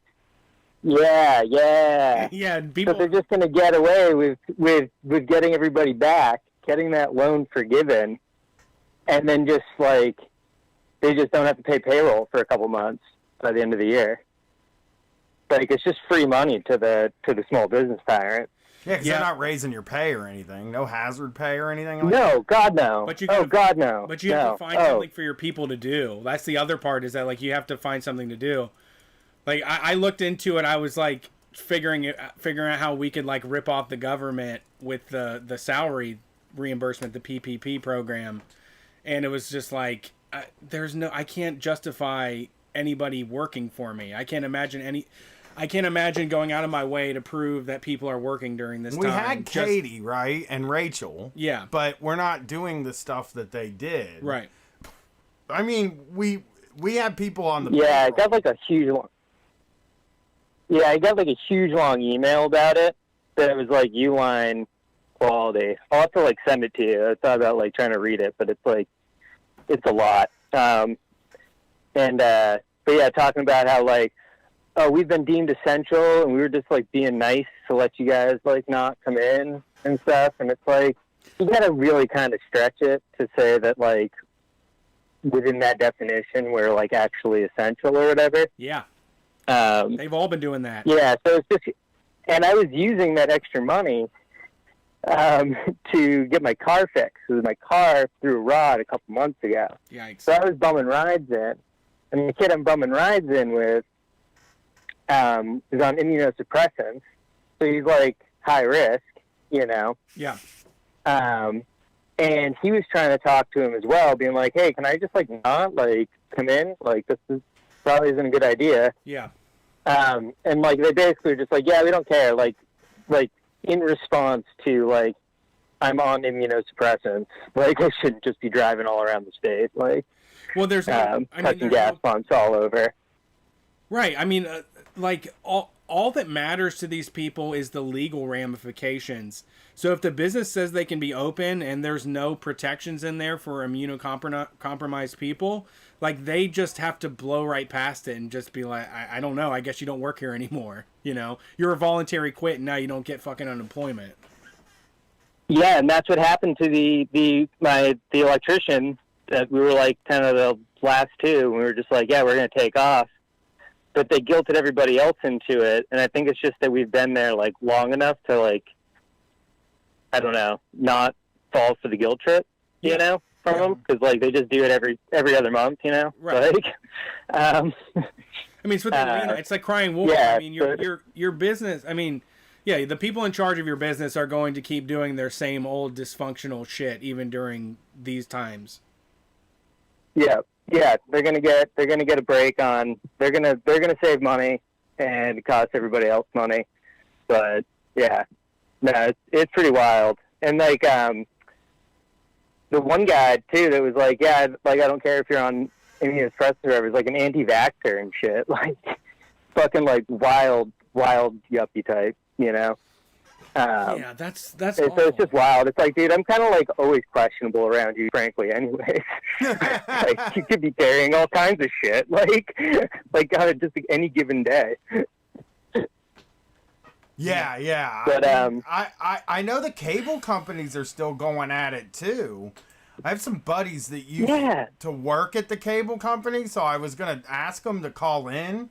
But I don't know how much they like me and how much they would like the politics of the show. But I actually might have some of them call in. I know they're not going into the house, but I also know how the cable company works, where like if somebody demands you go in the house, they're gonna send you into the house. Like that's how it is. Exactly. It's the same thing. They're trying to say like, you know, we're just trying to do what we have to, but it's just like really like, oh, we got all this new business, we got to jump on it. Like all these rich people are bored and like sitting online being like, oh, hey, maybe I'll finally look into getting some solar now, you know, on our vacation home. Like they're not even gonna be here for like another month or two. Yeah, I don't know, it's pretty wild. Yeah, but there's another tangent of that, a little just kind of funny. Okay. So there's this white supremacist guy up in Greenville, Tom Kaczynski or something. I wrote it down. I can never remember what it is. Kaczynski, I think. Tom Kaczynski.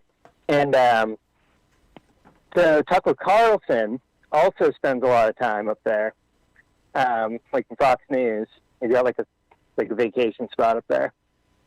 And he had on this lunatic that runs a brewing company Sunday River Brewing Company, which is like at the base of Sunday River, a ski mountain up in Newry. And he went on Tucker Carlson's show and was like, fuck Janet Mills, like, I'm going to reopen. She can't tell me to stay closed or whatever. And some of it seems like he had the personal beef with Janet Mills because before she was governor, she acted as his attorney in a case that didn't go very well. And so he was like, yeah, I'm going to open everything. He was like on Fox News saying this, like nationally, being like, they can't do anything about it. They won't. Everything. So he tried to open up on Friday. And by the end of the day, he had his liquor license and his business license revoked. And had to like shut down, and now has a GoFundMe, and they're closed indefinitely. Freedom is, which I thought was pretty fucking funny. Freedom just ain't free these days. Yeah, it's wild. It was like you blasted it on national news, and then you were shocked you got shut down. Yeah. Yeah, I keep my criminal dealings under wraps. I try to not make those the public of any sort of mainstream media. Like, you don't break the law while you're breaking the law, sort of thing. You know, like absolutely. You don't draw attention. So yeah, so I thought that was pretty fucking funny because they had like a whole line out the door and big broadcasts and everything, and now he's like shut down. And there's a great interview that Crash Berry did with him. On Crash Berry's podcast. Hold on a second. Did you say Ted Kaczynski at the beginning of this? Who were you talking about? The Tom Kozowski or something? Tom Kozowski. Yeah. Mike Wazowski is the famous white supremacist. No. No, Tom, Kawczynski. Okay. People my friend Lauren often makes fun of me for my inability to pronounce those names. No, it's fine. You know. I mean, I'm doing the work for our inebriated listeners that seriously thought they just heard Ted Kaczynski. Yeah. No, not the ghost. Okay. Not that I would admit to. You know. Well, thanks for calling in. Thanks for your update. Yeah. And it is funny. I mean, I love these guys that are like really fucking defiant, and then they get like, just don't go on Tucker Carlson. Nobody would have known his stupid place was open. You can do whatever you want. Dude, all kinds of places are open. They're just not broadcasting Exactly. it. Yeah. That's the thing is like that's what's annoying to me is like I'm a fucking lawbreaker. I was a lawbreaker when all of you were kissing the cops' asses. You can go break the law all the fucking as much as you want right now. You can go do anything you want. Have a secret haircutters club. No one's gonna fucking stop you, unless you go on Facebook Live and say all of us are here to get our hair cut. You know. Yeah. As long as you don't advertise it, nobody will know that it's happening. Jesus. And especially like here, where it's like there's nobody around. Like there's like I think there may be 1 million people in the state. Like you know, like. It's pretty easy to hide, like like there's a lot of space. Like you can do it really easily, and as long as you don't go on national news and say it. And like Andy tried to give out her phone number. He tried to like dox Janet Mills. God. And they ended up cutting it or something, but he gave it the wrong number, and they came out that like some like poor lady had to get her phone number changed. Oh. Because people were just like calling in all these death threats and shit or whatever. Yeah, thinking it was Janet Mills. The doctor here is Dr. Amy Acton, and she's being harassed outside of her house. People were marching up and down the street with rifles. Yeah, that's insane. Yeah. I don't know. Well, that's day-to-day life these days. So, welcome to the insanity. It's the new normal. Thanks for checking in. We appreciate the call. Yeah. Yeah, take it easy, guys. All right, next call. Thanks for calling Street Fight. Who are we talking to tonight? Next. Hey, it's Kiara. Oh, our favorite. Hey, what's up? How's it going? How is everything rolling right now? It's all right. Weird predicament. I'm making more money than expected. Ever. That's good. I mean, I blame... Go ahead. I blame the fact that I got diagnosed with ADHD at the ripe young age of 32 last year, and I'm finally medicated for that.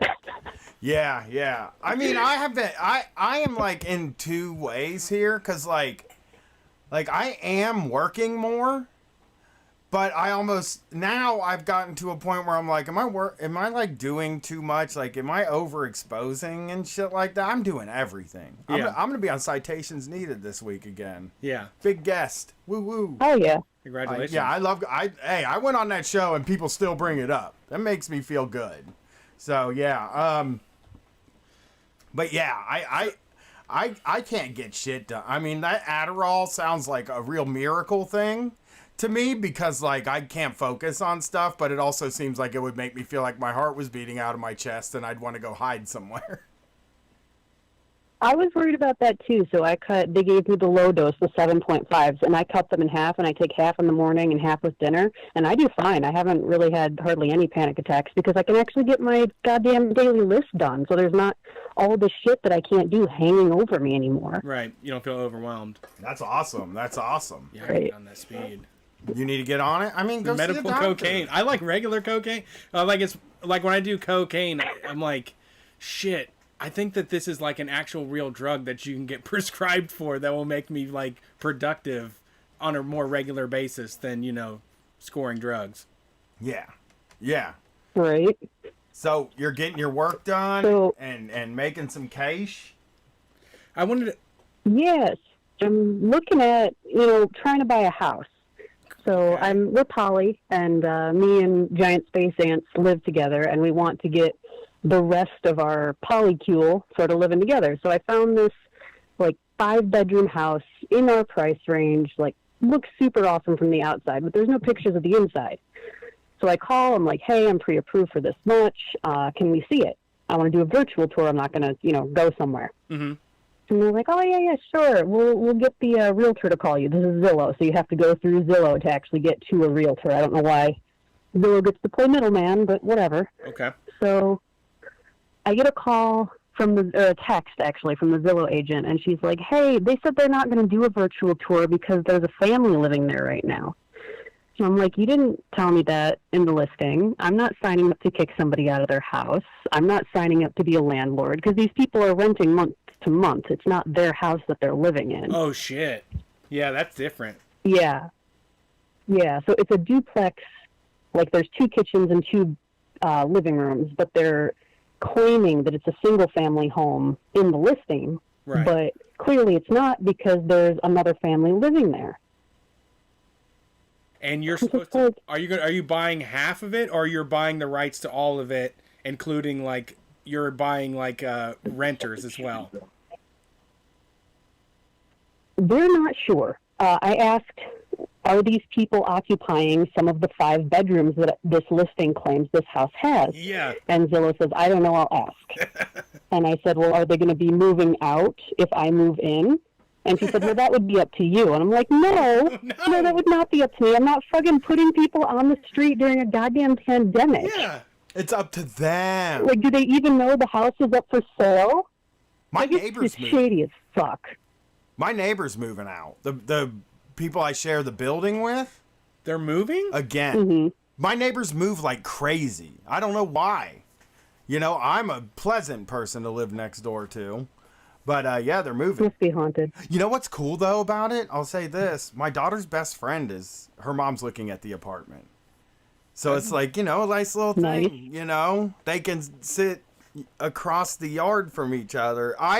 They can make up an elaborate knocking communication between the walls. Yeah, earlier, but I mean, this week my daughter got with her friends for the first time since the pandemic started, and they were sitting in the front yard like 6 feet apart. But seeing all 3 of them together, I swear to God, dude, I almost cried. Tears of joy. It was the like one of those smiles that come across your face that you just don't feel it. It was just like, oh man, you have to steal all that energy from them. They take so much from us. That's all we can get back. It just feels good. It felt so good to see them together. I hope they do it again. They also had a birthday party this week where birthday parties now mean you get in your car and you honk at people.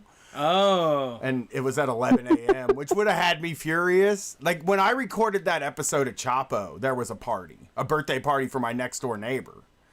And right when Chris said, okay, we're recording, and Will went into, hey, it's Chapo, honk, honk, honk, honk, honk, honk, honk, honk, honk, honk, and I was like, Jesus Christ, what's going on out here? Yeah. So you can't, you know you don't want to kick people out, but Zillow is basically saying, look, you got to kick them out or you can't have the house. So they're saying we could become their skeezy-ass landlords, and we get to decide whether or not we kick them out. Yep. Okay, that makes like perfect sense. I had that happen. Someone bought my place while I was living there as well. Oh, man. But they're also not, like, letting us see inside. The listing has 0 pictures of the inside, and when I asked about that virtual tour, they were like, no, we're not going to do that because there's a family living there, but we can ask the family to take some pictures for you. And I'm like, well, what are you hiding? Yeah, Like, what don't you want me to see about the inside? Yeah, I mean, I couldn't make that deal. I don't think I could get down with that. Like, it would make sense if you could go over there in person and get a real handle on things and what's going on. But like, if you want to just buy a place and have your polycule move in, like, this is a big part of it. Like, this is something they have to be completely transparent about what's going on with how much time do these people think they have on their fucking lease, you know? Like, they're selling it to you, right. Like, well, fuck them. Like, you decide what happens to them. Yeah. You know, it's like, what? They signed paperwork, didn't they? Like, when they sold my place, I literally got a fucking piece of paper in the mail. I was eating dinner, and they wanted to have someone show our house. People came and looked at our fucking house while we were living in it. It was gross as hell. And then they sold it, and I got an okay deal with the guy that bought it, but like, I was never once consulted throughout the whole thing. I just kept getting letters in the mail that said, hey, you have a different deal now. Somebody else owns your place. Yeah, but this wasn't in the listing or anything, and they were trying to, like, blame the fact they couldn't show the place to us virtually on the renters, being like, well, you know, there's a family that lives there, and they just don't clean up after themselves, so we can't really show you. Oh, man. Yeah, that's awful. It's gross. You know what? I tell you, there's good real estate always. Like, if that's the type of situation you're getting into, I would just find something else. Yeah, I hate that they're allowed to do that. I hate that they're allowed to write leases for people and then sell the house. Yeah. That feels like it should be illegal. Absolutely. Because I would be nervous if my landlord said they were going to sell, because I know I'd get kicked out of that fucking house. There's no way. I pay $10.35 a month for rent and a 3-bedroom with a basement in Grandview Heights. No fucking way I'd get that deal. No way. They would want to raise the rent by like $2,000 or $3,000. My landlord ain't selling. They love having an apartment, I think. Kiara, can I ask some professional advice of you now? Sure. So last week we had Lydia called in, and during this during the COVID situation, during quarantine, a lot of new people have made their way into sex work. And I wanted to know, she had somebody that asked for like her saliva and like toenail clippings and stuff. And I wanted your expert opinion on how to handle when things get escalated to that point. You know, when it's not just like your OnlyFans pictures or whatever. Get a P.O. box or use a friend's return address, and probably don't sell your spit during a pandemic. Sure. But yeah, no, I've done that before. I charge $50 for a small bottle of my spit if anyone's interested. Okay. But you're just saying, just use a private address, not your address and not your name. Right. So that if they go, oh, well, I'm going to show up at this house, they don't show up at your house. Right. Protect that address. For sure. All right. Good. That's what I thought. Well, thank you for calling in. We really appreciate it. Best of luck to you in figuring that out. That's a fucking awful scenario to be in. It's just gross. Thank you. Yeah. Have a good evening. I bought a house too, and it's, you know, landlords are the enemy of this show, and I really didn't want to buy in a place where I was going to harm the community that I moved into. And it took a long time to find the right place, you know? So I felt comfortable with the transaction. All right. Well, first one's a failure. We're going to keep looking, though. Yes. You can find Kiara online, HypnoFemdom on Twitter. Where else are you at? MistressKiara'sDungeon.com. There you go. That's the hub for all things Mistress Kiara. Thank you for calling in. We love you. We'll see you next week. Thanks for having me. Yeah, have a good one. Peace. Bye.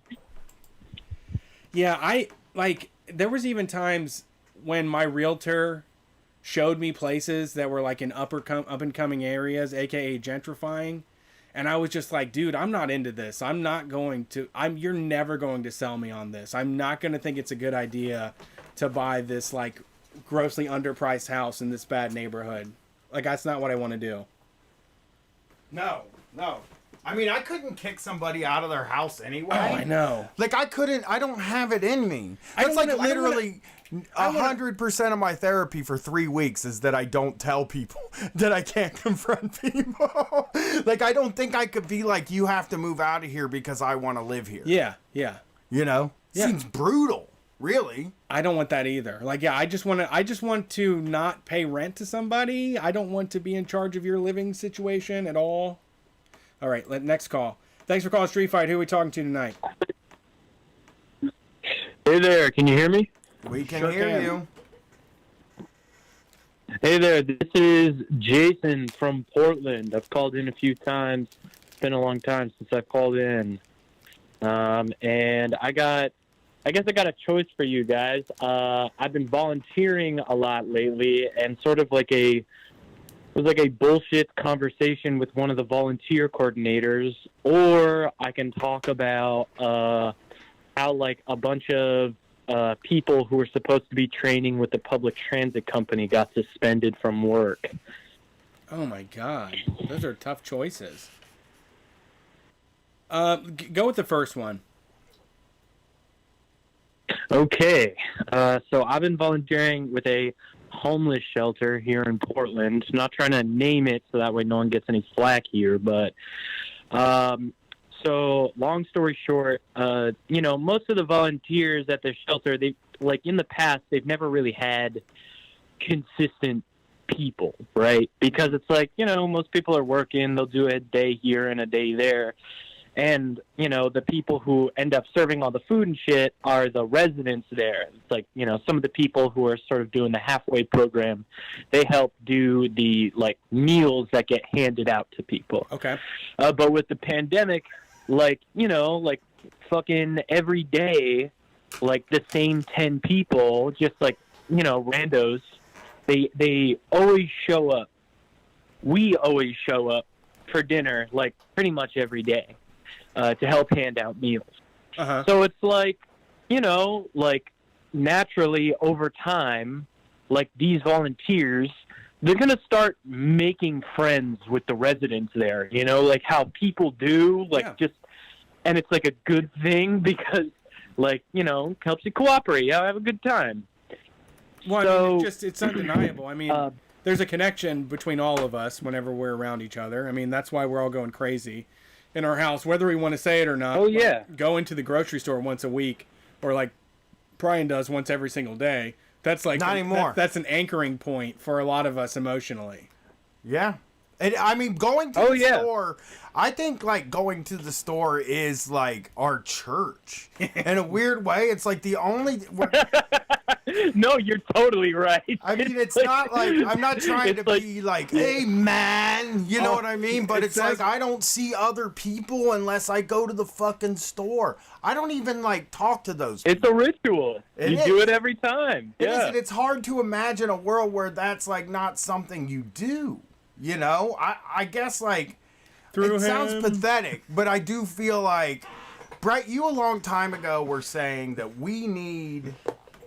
the left needs like a church. Yeah. Right? Like 1 hour a week, 2 hours a week of absolute miserable suffering that's done for the sake of others. Yes. And I think that's what we are, man. I think that like we have gotten to the point where it's just a store. And the store is the place we go. We only know life at the store. When things are fucking normal and I'm hanging out with my family, and we have a whole night free. I don't have to do a podcast. Gwen doesn't have anywhere to go. Katie doesn't have anything going on that night. We all want to hang out together. It's like, what do you want to do? And it is every time. You want to go wander around Target? You want to go wander around Meijer? You want to go to Old Navy? I was thinking I had to go to the mall to pick up a few things. I'm not even blaming them as much as I do the same thing, dude. Like, there were so many times where I was like, well, I go on tour in a month and I need some new clothes. Yeah. Let's go get me some clothes, you know? And it was just because I felt like I needed to. I felt like you go to the store, you know? I don't really know. You're right. That's all life was, going to the Totally, store. and it's like We're empty now. It's like getting that normalcy, right? It helps you feel normal. It helps you feel connected. I mean, when I take my walks, and it's such a it's like a normal thing that I've always done, you know, and I still do them every day. I still walk roughly the same route. That is the time where I feel like there's not really a pandemic happening. And that, like, I'm alone. Oh, totally. I'm listening to music, and I'm having like normal person time.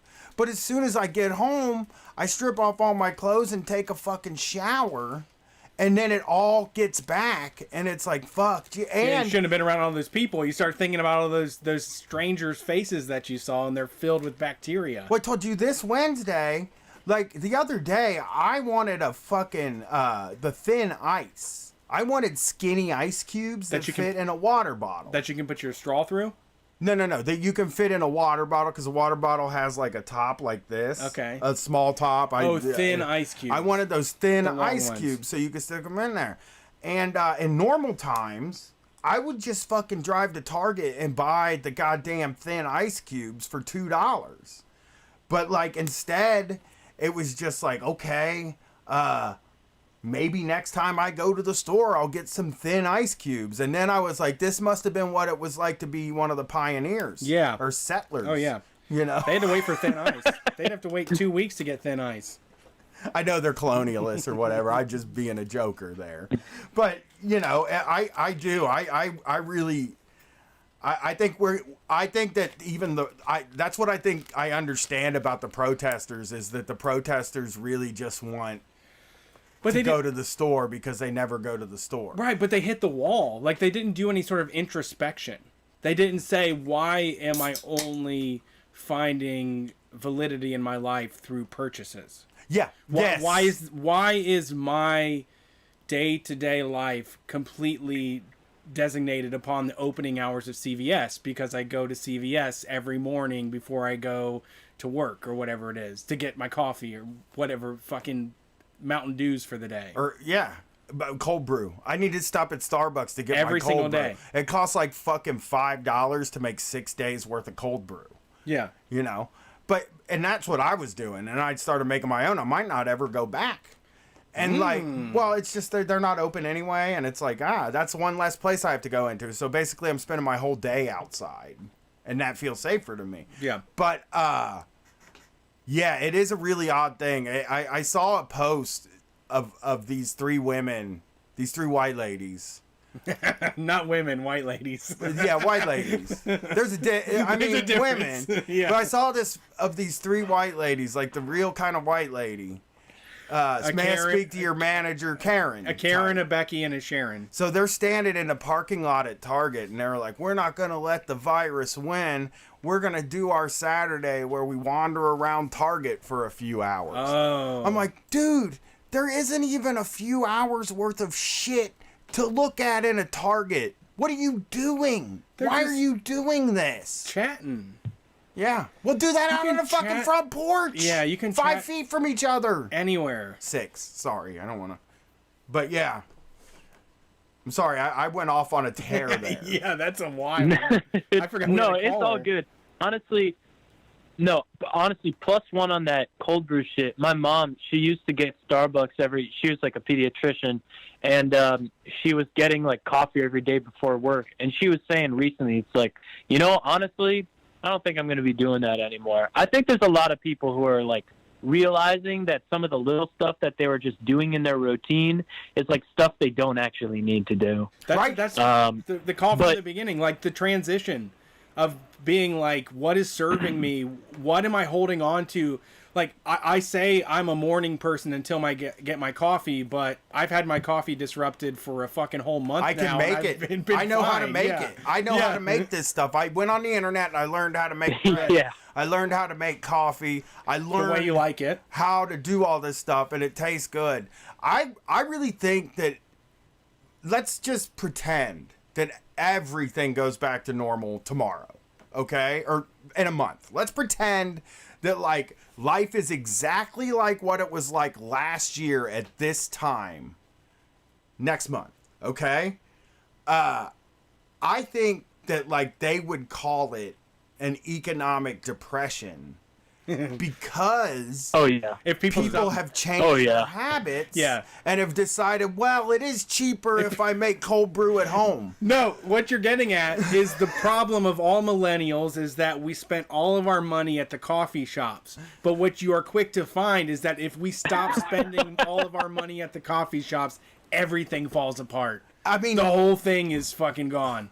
It's matchsticks all the way up, and they were only relying on our daily grind rituals to keep their thing going. Yes! And they are prepared for what comes next. That's what I keep thinking, though. Like, our people are gonna probably be like, you know, I can wait for the movie to come out on streaming. Yeah, I mean, I like watching them at home better. Yeah, or people are really gonna be like, you know, do I need to go pick this up at the store? Do I need to go buy... For instance, we would do game nights. Brett has 500 games at his house. And me and my wife and my kid, every time we wanted to do a game night, would go and buy a new game. And then play it once and never play it again. Yeah, it's very early in the board gaming lifestyle you make that mistake. Right. But, like, now, I would never... Like, I would... There's too many. I would never do that because I could get one from you. I don't have to go to the store. Basically, what I'm trying to say is you do not have to shop or spend money to have fun. And a lot of people are starting to learn that, you know? It just says so much of how like disengaged we were from it. Like, it seems simpleton to say, like, get out there and enjoy life, but you realize that most of us weren't. Most of us were just taking the daily grind as it was handed down to us and going with the flow and just making more money for the next person above us and hoping they don't notice that we're doing a bad job at it. Well, I talked to people in the Ohio chat. Honestly, when we talk this ties in perfectly. When we talk in the Ohio chat, like a lot of times... this Go ahead. Sorry, go. Oh, I was just gonna say we talk so much about driving, we've been talking lately about different woods we've gone to and like different places to wander around outside that cost $0. Now they don't sell beer at those places or anything like that. But like everybody's like going out. Somebody was fucking saying that people are doing more bird watching than ever. And it's like, that's a free hobby. Well, no, it probably ends up costing you $1 zillion. Every hobby costs so much money. They sell binoculars for $1,000. I know. Believe me. I was like, I'm going to buy some nice t-shirts. And then I got addicted to it. Now I buy a nice t-shirt every month. Yeah. So, I know. Or vinyl. The amount of money I've spent on records just in the past 2 weeks is ridiculous. But yeah, I'm sorry. Now it's all you. I am ceding the floor. No, it's all good. It's all good. No, that really ties in perfectly, right? Because it's like, you know, people are getting outside. People, you know, just like to tie it back into these volunteers, right? So it's like, you know, the volunteers show up. We all show up around dinner time, right around 4 to help set up, and then we hand shit out from 5 to 6. Yeah. And then we like. There's some food left over from the kitchen, and we all share dinner. Right. And some of the volunteers, right, they're getting to know some of the residents. You know, they're getting to know some of the people that help run the place. They're making friends. And it was getting to the point, like, something that has never really happened before. The volunteers were, like doing shit with them. They were like, oh, like well, some of the residents were mentioning, like, oh, yeah, we always go on a run after dinner. And a couple of volunteers who like to do that kind of shit, they're like, oh, fuck, we'll come too. And it was just like this organic thing, you know, community building, you know, the way it's supposed to normally happen. And this was happening for like about 3 weeks, and it was like really a good thing. You know what I mean? No, you're and right. Then it's the permission to do things differently than before, because when you come in and you're helping people out, you're doing charity work, and these people are in need, and you're somebody that has plenty, and you're supplying them your extra. And like that's what we're handed down as like that's what doing charity work is. That's how we're taught to think of it. So during times like this, when it breaks down, where it's like, wait, you guys like to run after a meal? So do I. You know, like shit. There's nothing better to do. I don't have to go to work tomorrow. I don't have to clock in. You know, without all the time constraints, without the hierarchy in place, it allows for people to foster real relationships. So get ready for the bad part now. Yeah, I know. So no, you won't get punished for doing that stuff. So it's like, you know, here it is, like people from all walks of life, like really coming together and having a good time.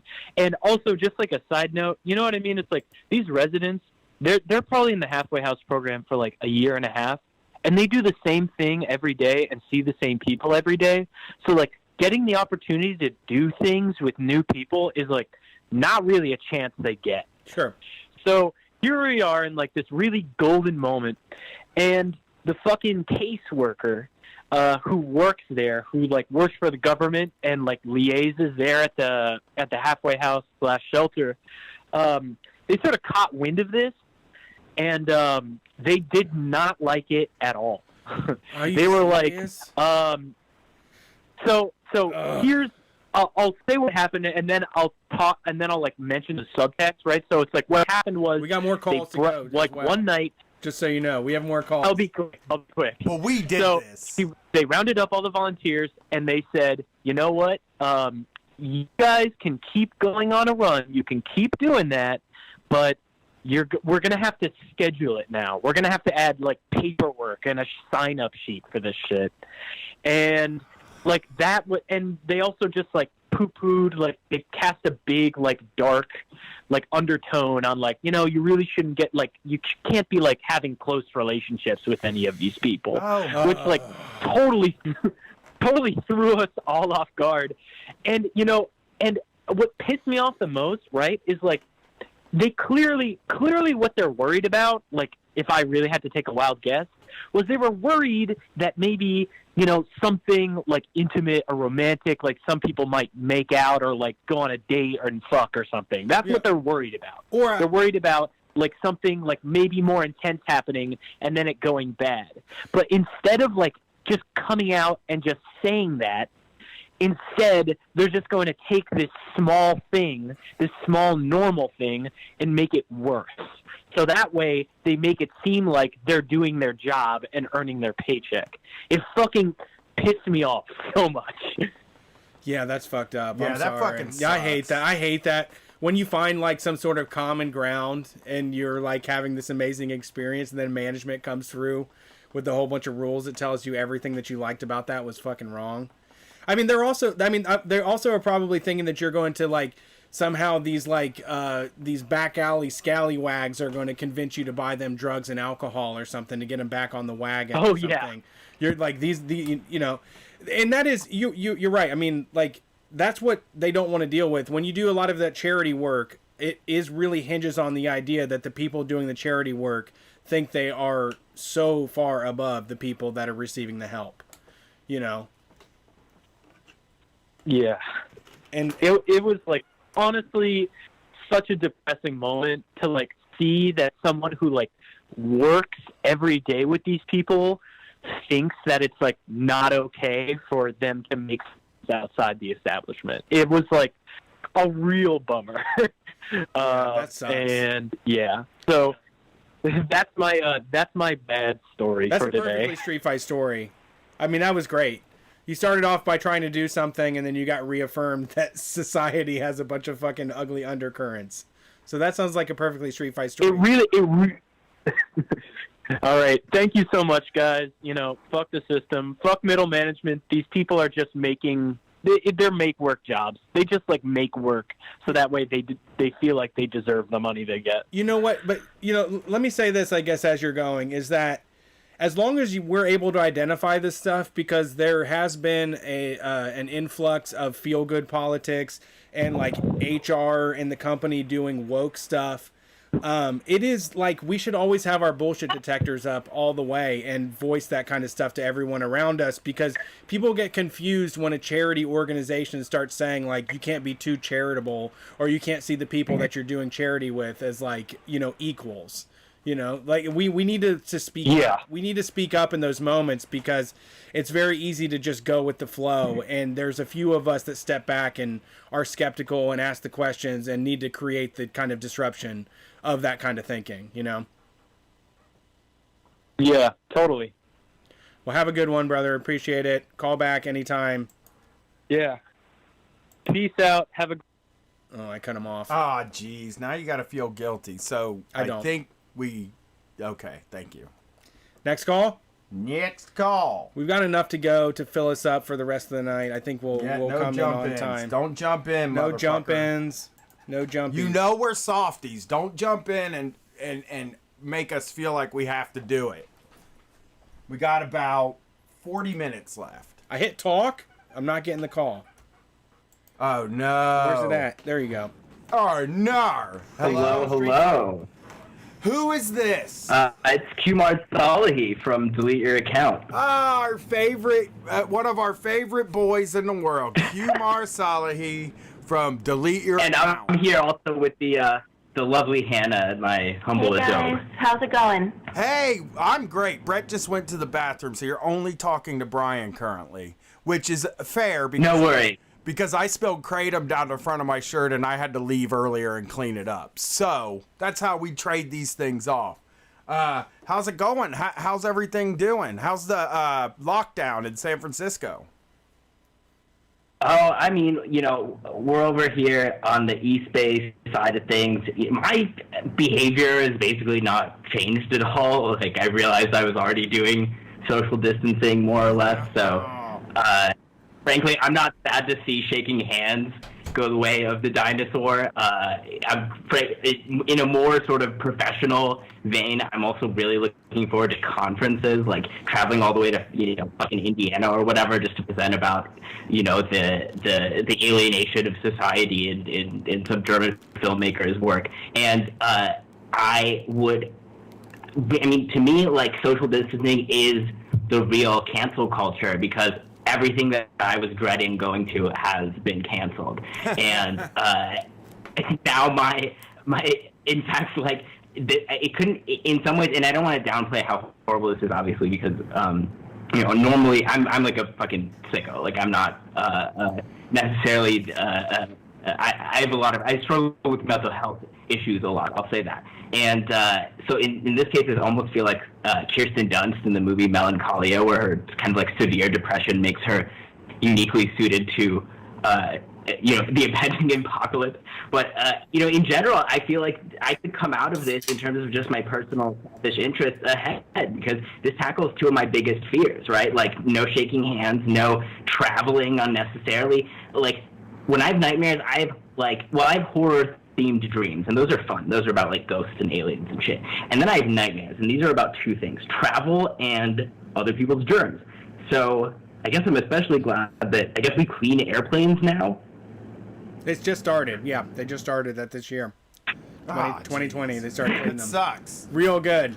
Yeah. You can watch online. They clean them real good now. They didn't do it before, but they do now. Yeah, and the other major shift, obviously, and Hannah has almost a much more sobering story than I do about this. I'm just teaching German, 5 days a week on this Zoom bullshit, and I will say, if this becomes a model for education in the future, I could live with it, because what is lost in quality of instruction, by gum, I've gained in quality of life, and that's not to be, I'm a worker too. It's not to be underestimated. My daughter hates it. Really wants to go back to that. I feel but the only reason to go to school. the I mean, kids. you don't learn. How are you supposed to get them interested? I mean, you don't learn shit at school. You go there to like hang with people. Yeah, well, that's the only reason to go to yeah. high school is to be with your friends. Like, there's nothing to be learned in high school. There is stuff. Math. Not that I've seen. There's all kinds of stuff. Go ahead. I wonder from a parent perspective, because I'm teaching online right now, and I have juniors in high school, and all my kids, as soon as they don't have to go to school anymore, they all got jobs. So I'll talk to them, and they are working fast food, they're working grocery stores, and so I'm trying to kind of help them out. I'm like, you guys, you're working, you're getting money, that's great, but I need you to sleep and not get sick. Like, that's your project right now. And the school, they say they're in favor of everyone, staying healthy. That's their top priority. But they won't let go of any of the grade kind of requirements. So we have to still have, just as many quizzes and tests and projects. Really? And they haven't adjusted that at all? My daughter's school, basically, you get what you came into lockdown with. That's what I'm asking for. And, I get kind of hit with you need to have high expectations for the kids. Like, what are you saying that you think the kids can't handle learning? And I'm like, well, I think the kids need to survive this. But I don't know. But from, you're a parent, you're at home helping kids out with the online learning. What do you want out of teachers? How can we help families? I mean, I think that, see, my daughter's in 10th grade or 9th grade. And, every once in a while she'll ask me to read some stuff. I think the thing that, like, I would I like about my daughter's school is they're not making them do it in any certain hours.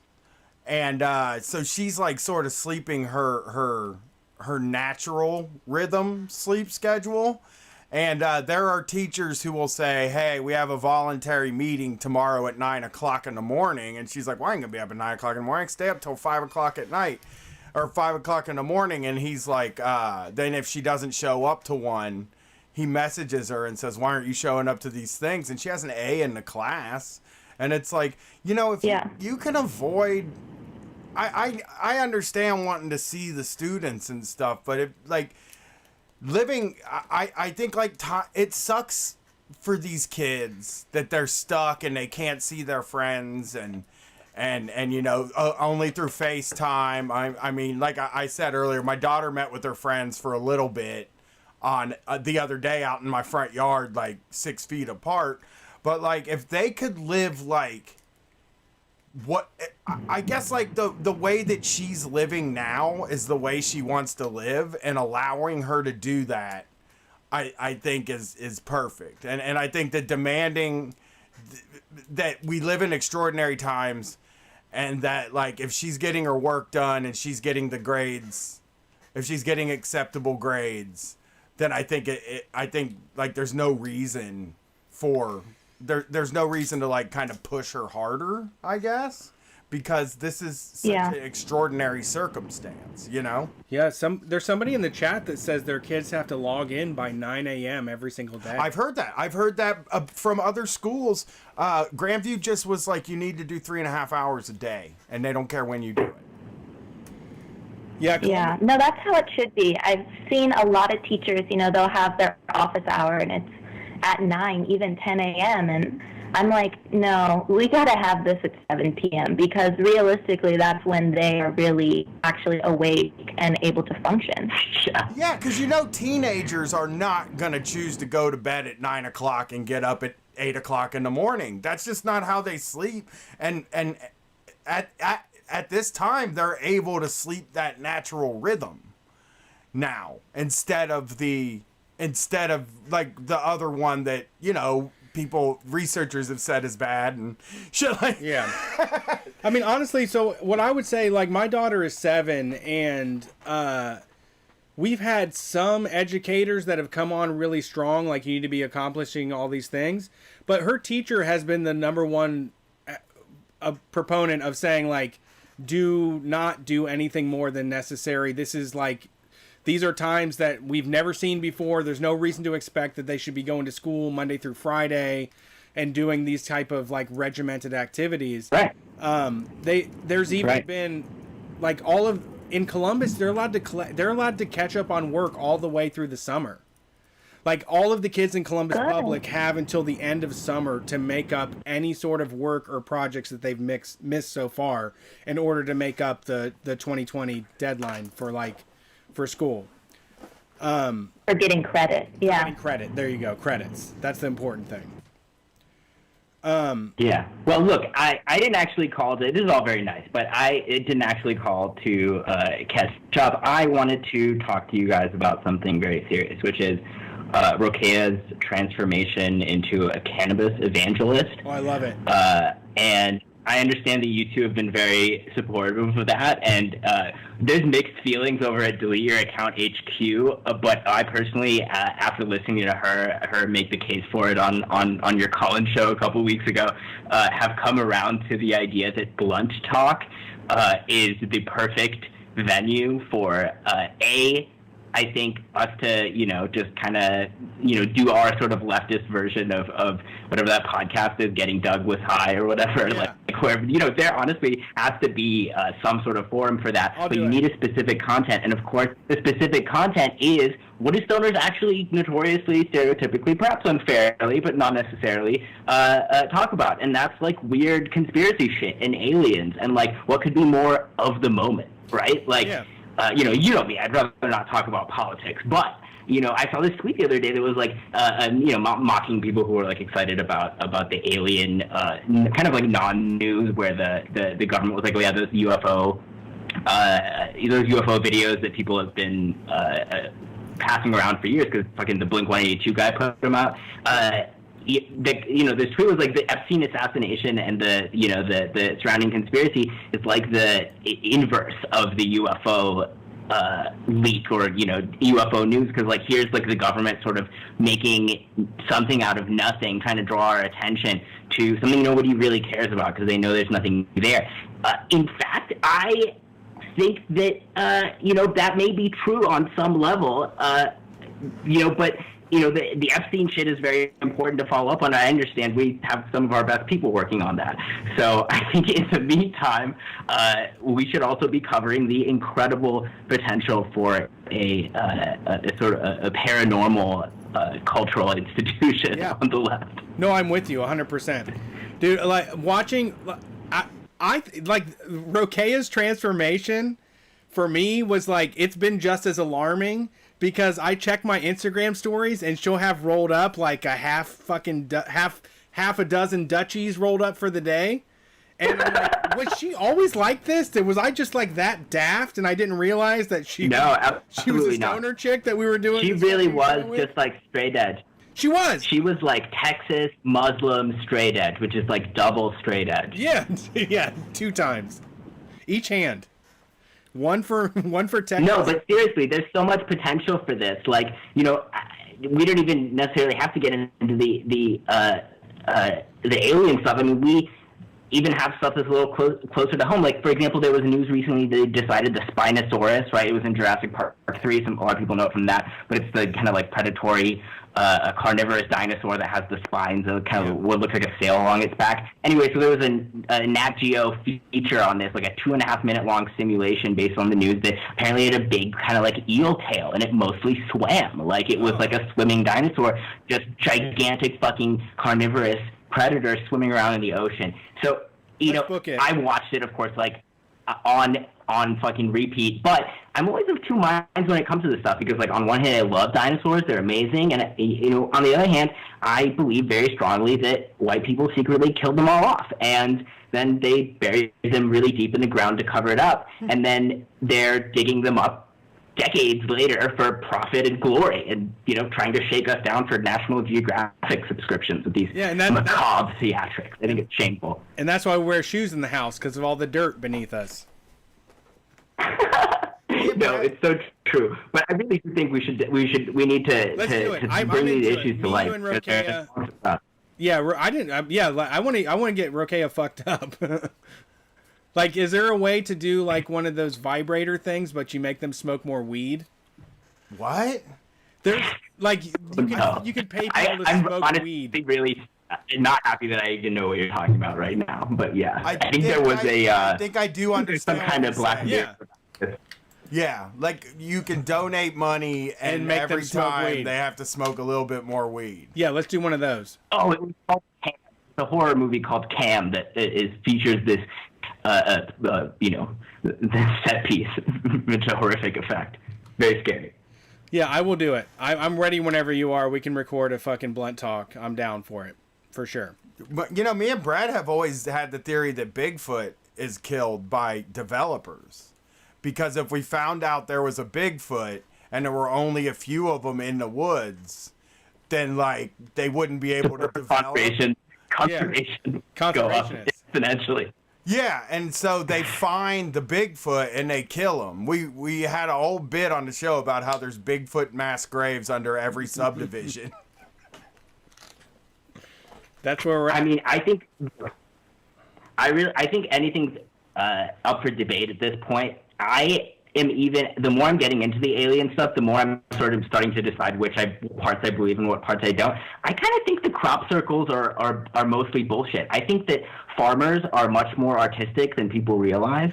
Yeah, and we have the same problem in Ohio, we trying to be capitalize on it. If we could just get the truth out about these crop circles, like maybe a couple of them originally were from aliens, but, I think we just have some very talented agricultural workers on our hands. If we could monetize that, if we could turn that into entertainment, have like a sort of a competition show, you could call it, I don't know, Crop Chef.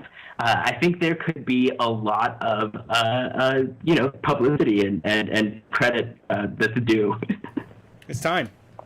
I'm into it. Yeah, if you guys, I will totally listen to the Brett Kumar's Rokea weed show. Now, me personally, I can't handle that much weed. He can't do that much weed. Yeah. It's only for people that can do a lot of weed. I'm just happy that Rokea found out she can do a lot. Yeah. Because I do a show with somebody that can't do I think a lot. the jury's out on that. I mean, Can is such a... Will. I think that, yeah, I think it's yet to be determined whether, frankly, even moderated smoking is sustainable. But who's going to stop us now? Here's what I'm going to do. I'm going to spend some time this week working this thing out, and I will run it. Like, working out the concept for how you're going to do it, and I will run the thing. You're going to roll my blunts, too? No. We're going to pay you a blunt roll? We're going to have a blunt roller on staff? No, I don't know how to roll blunts. Okay? But I will... You're going to dab anyway, dude. You're Dabby McGee. But I will figure out the concept, and we will run it. We can run it on both feeds. All right, put it in the... Run the numbers. That's fantastic. I want to, before I let you guys go, also put out a little...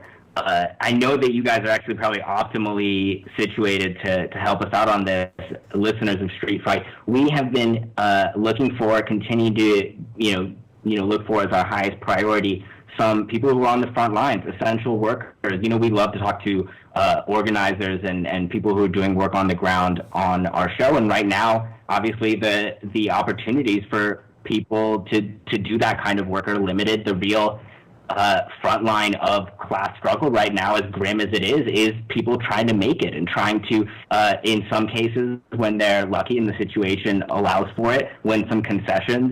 Anybody who's thinking about that sort of thing can speak pseudonymously. Make sure to, if anyone who's suffering under business tyranny, big or small, in this age of Corona, just drop us a line. Unfortunately, the show account, which the producer runs, has been nuked under circumstances too mysterious to explain or even comprehend. Sure. So you can reach out to us via email. That's delete acct@gmail.com, or on Twitter you can hit up either me or Rokea. Also, obviously, Patreon. I would be remiss if I did not do my little pluggy plug. Patreon.com/delete your account. Subscription is $5 smackers a month. You get tons of bonus content where Rokea and I let our hair down and shoot the shit. We talk about like aliens and stuff, not activism. And we're joined by a who's who of Delete Your Account friends and family, friends of the show, as they say, including numerous hours, all well spent with the two of you, gentlemen. Yeah. The best. You know, I can't wait to see you again, Q-Mars. We're getting out west as soon as we can. As soon as we're allowed to tour, we're first going to knock out these 12 shows that we're in the hole for, and then the next thing is West Coast. I can't wait to see you. No, it's going to be great. I hope Prudence allows us all to throw elbows someday soon. Yeah. Thanks for calling. I really appreciate it. It was a lot of fun. Peace. I'm bad at that. I created the task in our task thing, and I probably did it wrong, but I will have this done by I will have this done by Wednesday. Blunt talk? Yeah, we'll get the concept rolling. We need a budget. We need a blunt budget. Oh yeah, yeah. I have to roll the whole blunt. That's crazy because it's like that's money. That's what I'm saying. We can't I wonder if we could write it off if I went and bought it. I mean, we can find a way to hide it, sure. If I can go buy it and get a receipt, but we can do we should do. You know, it's been talked about before. I really do want to take conspiracy theories back. Like it's no fun being on this side where you like know the answers to everything and it just makes you feel bad. Yeah, like, I hate being like that. I used to not be like that. I used to like believe in potentiality and shit, you know? Yeah, I agree, used to believe in other shit that wasn't so fucking deflating. Yeah, absolutely. So, let's get back to talking about Bigfoot. Blunt talk. Bigfoot dead. Bigfoot's not killed dead. by developers. Thanks for calling Street Fight. Who are we talking to tonight? Hey, can you guys hear me? We sure can. I'm going to go with Terry this time. How you spell I'm going to spill some beans on the local Democratic Party. Can I say in my something? state in Colorado? Can I say something that's probably really funny? If this is if like you listen to the call-in show as your first show, you'd be like, all these motherfuckers' listeners' names are Terry and Lonnie, which is really funny. I'm glad that's become a thing. Yeah. I mean, Terry, who are you know, sidebar on that. Any other Terry around me? Terry could be anybody. Sidebar on that, I know a couple Terrys and they're real Lonnies, but that's another story. Terrys are so bad. But it's like one or the other. Listen, let me tell you something about the Terry Lonnie connection. There are Terrys that are a lot like Lonnies, but there are also buttoned up Terrys. Yeah, and they're like taskmasters. Terrys. They're like, or blue collar Terrys. Like, I had to ride with this guy at the cable company. First question he asked me, do you like country music? At the time, I'm like, no. And he's like, good. And turns it on and makes me drive with him. Shirts buttoned up perfectly, everything. He did everything to the T. And that is Terry. That's who I picture when I think of that kind of Terry. Yeah. You know? So there's those Terrys, too. Yeah. I like Terry because it's also unisex name. Anybody could be Generous. Terry. Yeah. I've seen it done with like a heart over the eye. Yeah. All right. We're gonna get this. We gotta get the call going. We got 25 minutes left. Okay, I'll be quick then. Actually, before I do that, someone mentioned that Nine Treasures band. I just wanted to recommend a couple other Mongolian bands. Tengger Cavalry, and I think it's Tengger. And then The Who, spelled Hu. Both a couple really good Mongolian bands. But anyway, so I guess there's like here in Denver. There's a pirate metal versus Mongolian metal divide happening right now. That is something. hey, pirate metal is cool too. You know, Hailstorm and all that. But sure. I'm more into Mongolian stuff. But yes. So anyways, a couple years ago, like some folks from the Denver DSA found out that basically you can like get a position in the local Democratic office just by showing up. I mean, it's a little bit more work than that, but that's basically what they did. And they found out they were able to influence some of the policy and like put some more socialist language into the policy of the local party. And so you can read about it. There's an article on Jacobin from a year or two ago, whenever they did that. So me and a couple other comrades went to our county caucus. So we still do a caucus for basically figuring out who's going to be on the ballot for Congress and Senate. And since it was like the very start of the coronavirus thing, a lot of the older folks that are normally running the show didn't show up. And a lot of the younger folks got into these positions. And so I got I'm not like really big in the organization or something. I'm in the very bottom, but I'm still in there. I'm getting all the emails and messages and everything. And we had our conference virtually to decide all the language of the policies and everything. And it took fucking like 14 hours over 2 days to vote on like 15 different items or something. And, you know, one of my comrades pointed out, like, we do the same kind of stuff at the DSA, like, you know, in 3 hours and a lot more efficiently. There's not people, you know, calling up and saying, hey, I can't connect to this thing or whatever. So I just thought that was amusing. And then, you know, recently we had someone send out a mass email to all the different people that are precincts captains and involved in the process.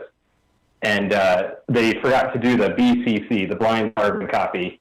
So everyone's email was on there. Yeah. And a bunch of people started, a bunch of boomers, I guess, just started hitting reply all and saying, remove me from this list or whatever.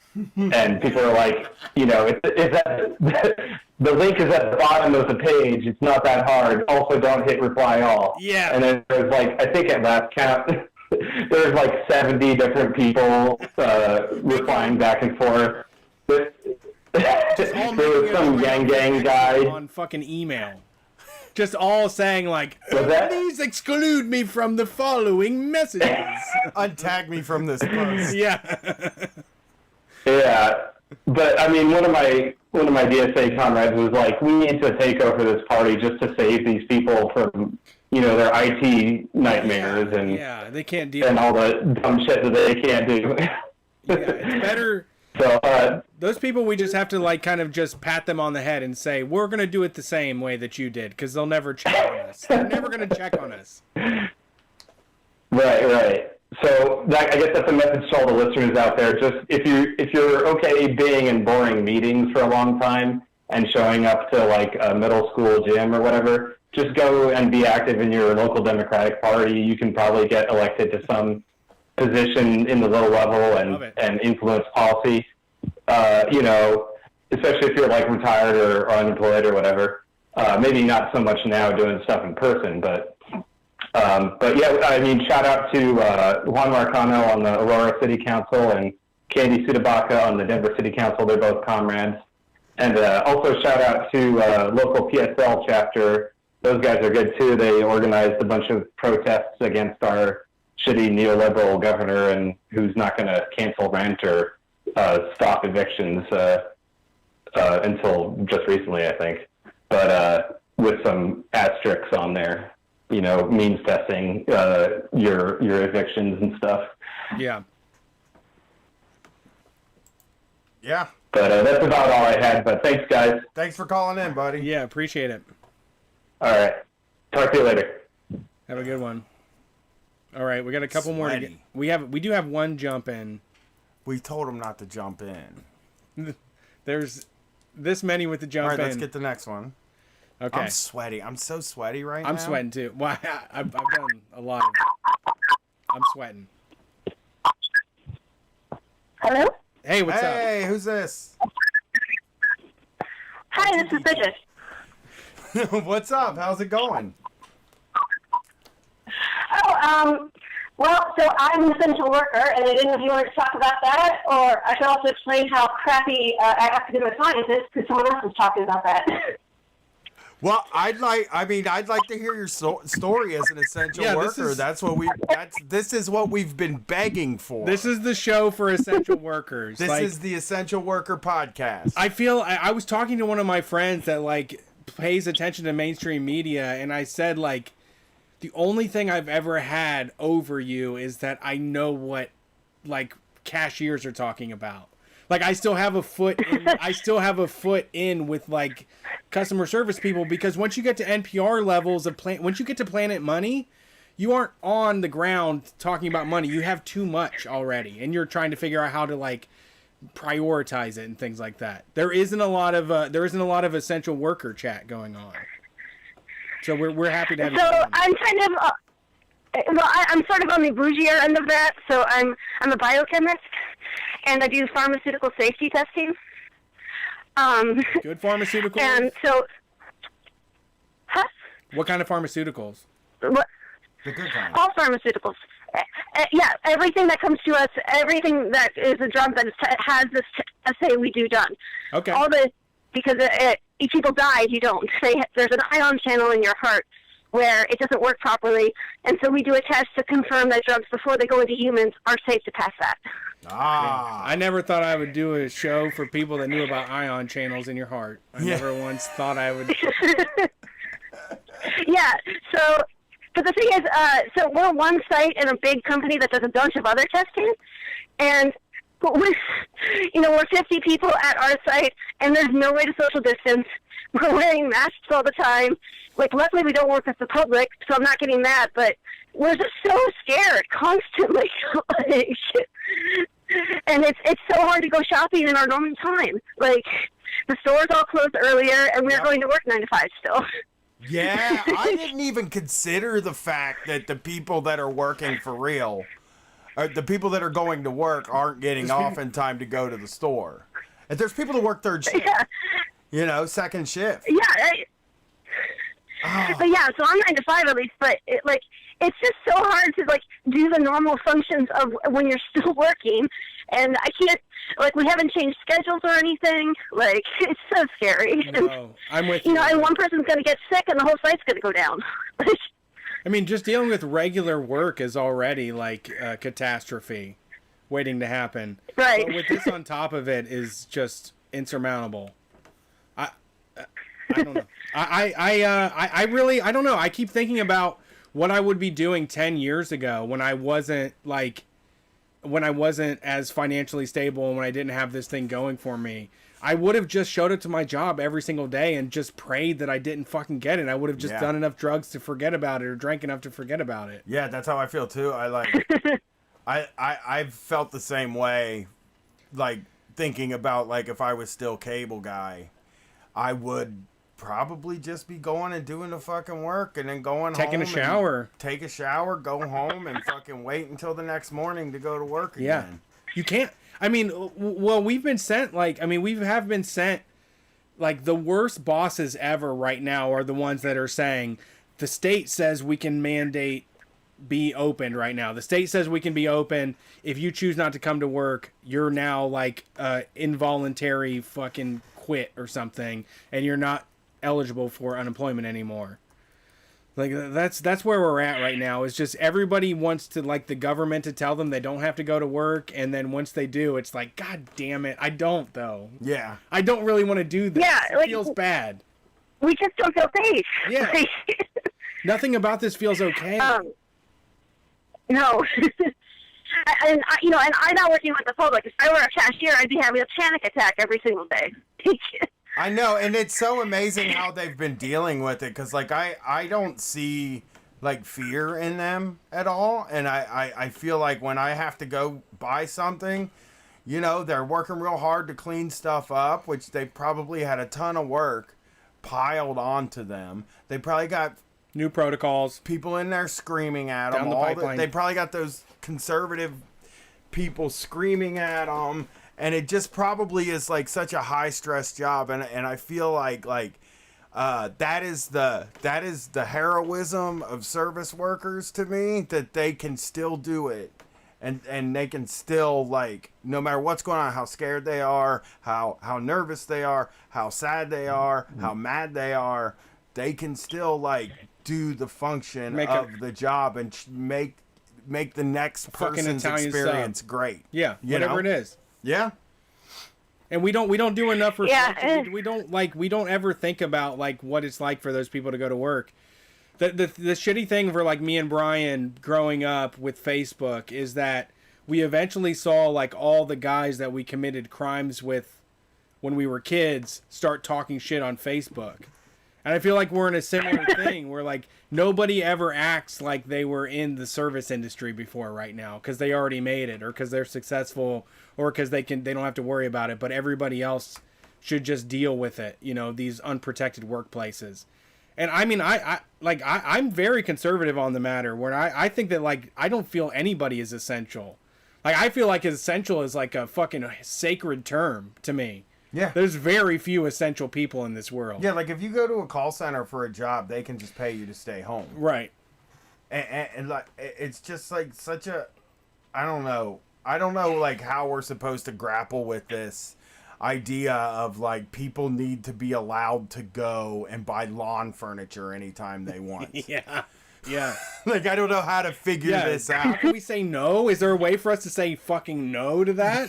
Is there a way to, like, make them shove it up their ass? How can I vote? Well, can I vote against them to shove it up their fucking ass? So I will say I was happy that the Home Depot was open because on the first week of this, my bathroom ceiling collapsed because the upstairs toilet had a leak. So I was happy I could go with that. My landlord came in and fixed the ceiling and was able to go and buy supplies for it. But yeah, I had to fix my toilet this week, but like I had to get pieces. I mean, again, it's like there are ways to do this that maybe get a little bit of the safety. I mean, honestly, like, people are going to need the hardware store. Like, when you start talking about essential stuff, like, that's something that is essential. Like, if your roof is leaking, you have to fix that. So, like, but I'm talking about a place, like, where somebody has to go to work to, like, there's a fucking CBD store on High Street in the Short North that says we've been deemed an essential business. And it's like, you're fucking selling snake oil in here. Like, this is not essential to anybody. You know? And nobody's going in there. You know what else I saw open? A macaroon store. They just sell macaroons. That's all they sell. Yeah, I don't need that. And it's like, no. Go home, motherfucker. I need some CBD, though. Well, I'd rather buy from the gas station, though, as hemp taffy instead of medicine from the government. I always have CBD, Brett. Well, I get hemp taffy. There's a place around the corner for me that sells hemp taffy for $10. Derived. You like hemp-derived CBD more. Hey, you know. I want to import an oil. Can I just say something quickly about pharmaceutical testing? Yeah. Yeah? You know it more than we do. It's just so important and so critical that we do that thing. Like, we make sure things work before we just give them to people. Yeah. Like, because otherwise people die. And I like, my panic is that people are going to come out of this and think the FDA is the enemy, and that my job isn't important and isn't helpful. Yeah. Like, So that you're pointing out stuff that can go wrong. Yeah, and we test everything. And the other thing is that, like, the average time from a drug being developed to going through all the clinical trials and everything is 10 years. Stop. So, like, Can't hear that. We don't need that. We don't need that shit. Shut the front door on that one.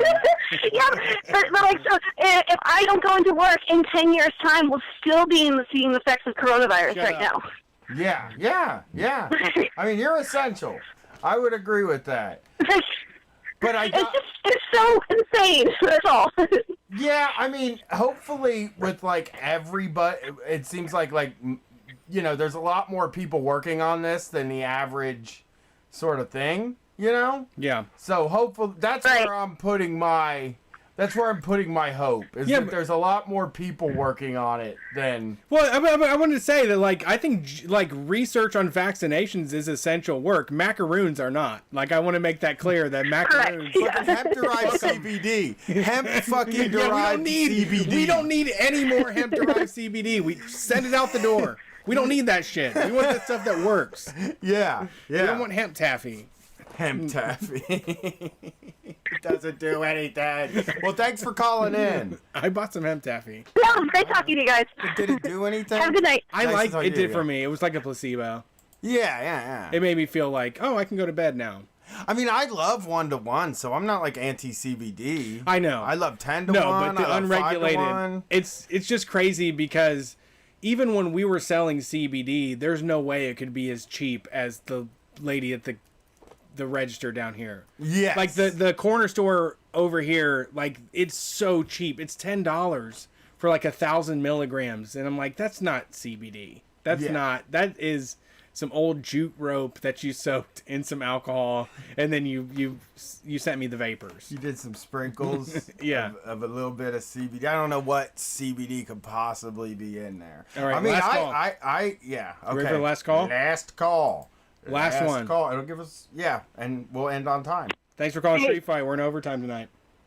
Not yet. Can you hear me? We can hear you. What's up? Hey, I love you guys. Thank you. We love you. Hey, sorry, I'm gonna turn off the speakerphone for 1 second. Makes sense. Take your time.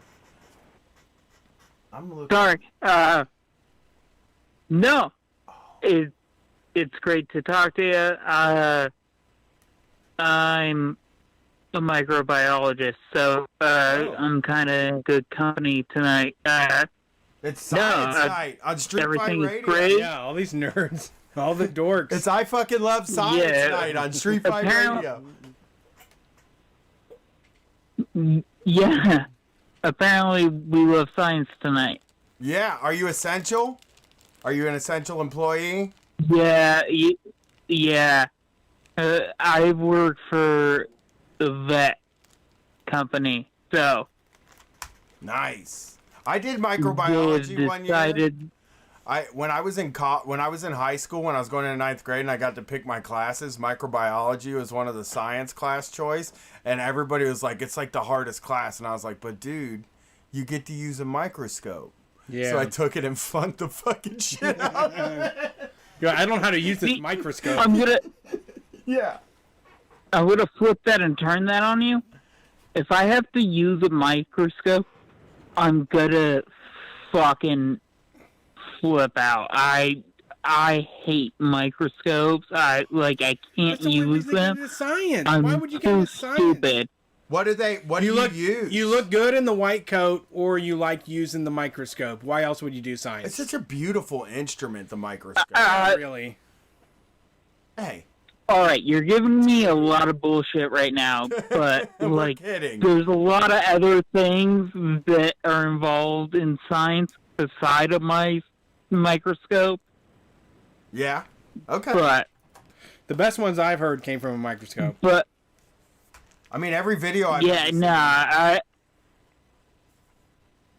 So you want to hear how I got fired from Target, or do you want to hear? Yeah, you want to hear how'd that happen? how I got? Let's go. Okay, I got fired from Target for being really, really drunk at Target. While you were working, or like when you were off? Because I think it's unfair if you were off.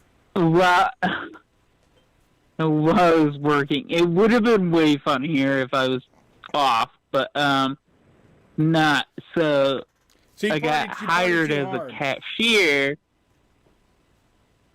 Yeah, no, it's not a hard thing to get hired or get fired or hired at Nothing is hard at Target. Okay. You just have to be white. Okay.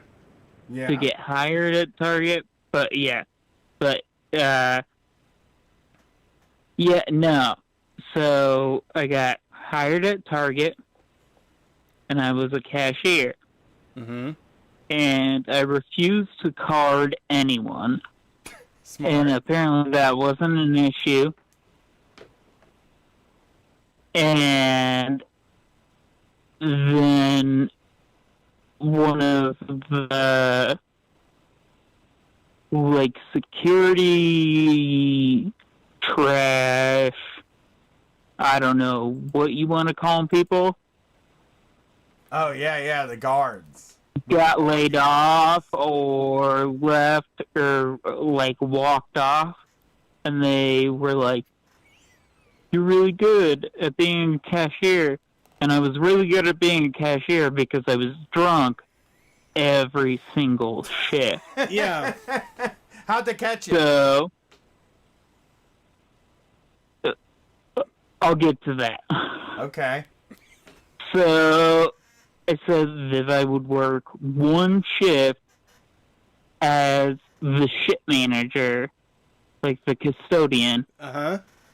And I got put on for multiple shifts as the custodian.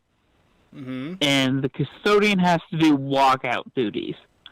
So they have these terrible fucking, like, lawn chairs in 2018 or, like, no, it's probably 2016.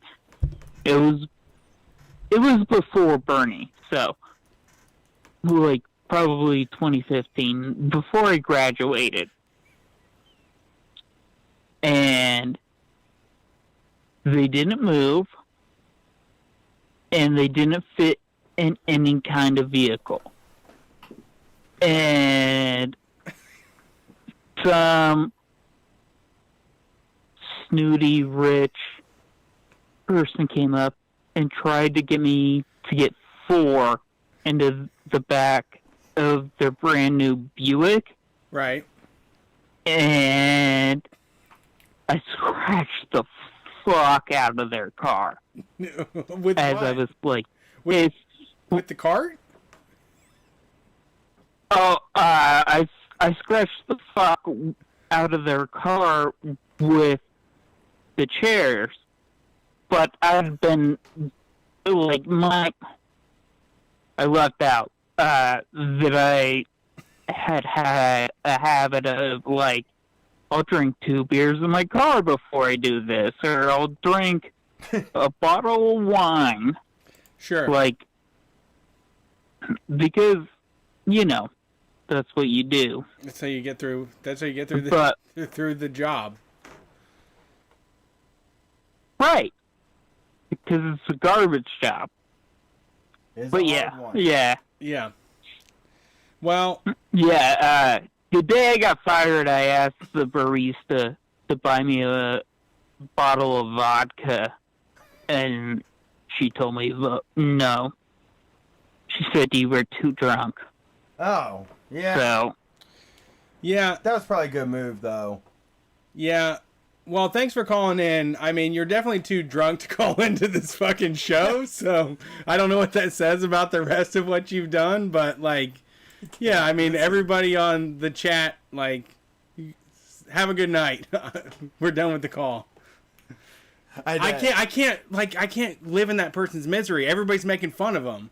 Oh, I was making fun of them the whole time. They were fucking obliterated. They were trashed. I mean, that was that was trashed. Way drunk. I'm trashed. I'm trashed right now. I'm trashed enough, and I still feel like I'm on a higher pedestal where I can look down on somebody that's that trash. Well, talking to somebody that like is that drunk is like why It's hard. I don't drink. Oh God! Because they just demand every second of your time. You're supposed to hang on their every fucking word, but it's taking forever to come out, and it ultimately doesn't lead to anything. Yeah, absolutely. And it just felt like, buddy, you know, we're trying to have fun here. Yeah, this sometimes where you get a call and you're like, hey, you know, That's we're too- trying to have a good time, and you know, there's people that listen to our show that work at Target and probably don't appreciate, you know, saying it's a shit job, like it's useless or anything. I don't know. Yeah. Well, felt mean. That's the call-in. I just felt bad for laughing at him. I just felt bad for laughing at him, to be honest. Like, like when somebody's too drunk in front of me, I just want to put them in bed. I don't want to like get one up on them. But that person's too drunk, and you have a problem with alcohol. That's why you've been fired from your jobs for it, because the rest of us haven't. So, I hate to be the one to say it. I hate to be too grown right now at this moment. But I hate like, it too. I honestly like, hate being check too it. grown. Check it. If you get fired from enough jobs for alcohol, it's because you have a problem with alcohol. It's not because like the world is fucked up. And like I've the made motherfucker my just said- alcoholism work outside of their realm. Like I don't think that you should expect everybody drunk all the time. He said microscopes suck too, and that really bothered me because I Microscopes? think they're beautiful instruments. They're wonderful. I think they suck. Like there's nothing to do with them, but I like looking at them. You know what I'm saying? Beautiful design thing. Yeah, is what I like. If I gotta do a microscope, then I'm pissed. All right, Yeah. buddy. All right. Well, that's the call-in show. that was the first. We have never ended the show like that before. Yeah, well, But it has to ended the show happen. on a downer every now and then. But what are you gonna do, man? Let me tell you what. Let me just so that person doesn't feel bad. Like I've been doing drugs and alcohol at a rate that I have never done before. Like the quarantine has brought the worst in my self-destruction. Same here. Than ever before. Like I feel like a fucking addict. Like I'm just sleeping all day and staying up to the middle of the night when I can drink and drug again because there's like no sense of normalcy left. Right. You know, it's very easy to fall back into all of those like old habits that make you feel safe and secure, but ultimately make you look like a fucking idiot. Yeah. I mean, the thing about it is that like I'm a drunk, but I've always wanted to be a drunk that is not, people aren't looking down upon. People aren't like pitying you because you're that fucking drunk. Yeah, you know? I guess that's why I took the headphones out. I like sort of felt bad. You know, I have people in my life that are like, yeah, I do too. And like it bums me out when I talk to them. And I was having too much fun with it, like on the stream. I was like laughing in tears at this person, but you know they need some help. I think. I do too. Well, let's get out of here. I'm gonna plan this goddamn blunt talk. Blunt talk. We'll have a concept by the end of the week. We're planning a super show. So that's gonna be kick ass. And I'm gonna start streaming late at night, so that I have all the bandwidth I need. All right, peace. We'll see you later this week on Wednesday. We're Street Fight. Oh my god. Fucking looking for a tape cassette player. We're trying to get an IO or something? No, I want to get one for $25.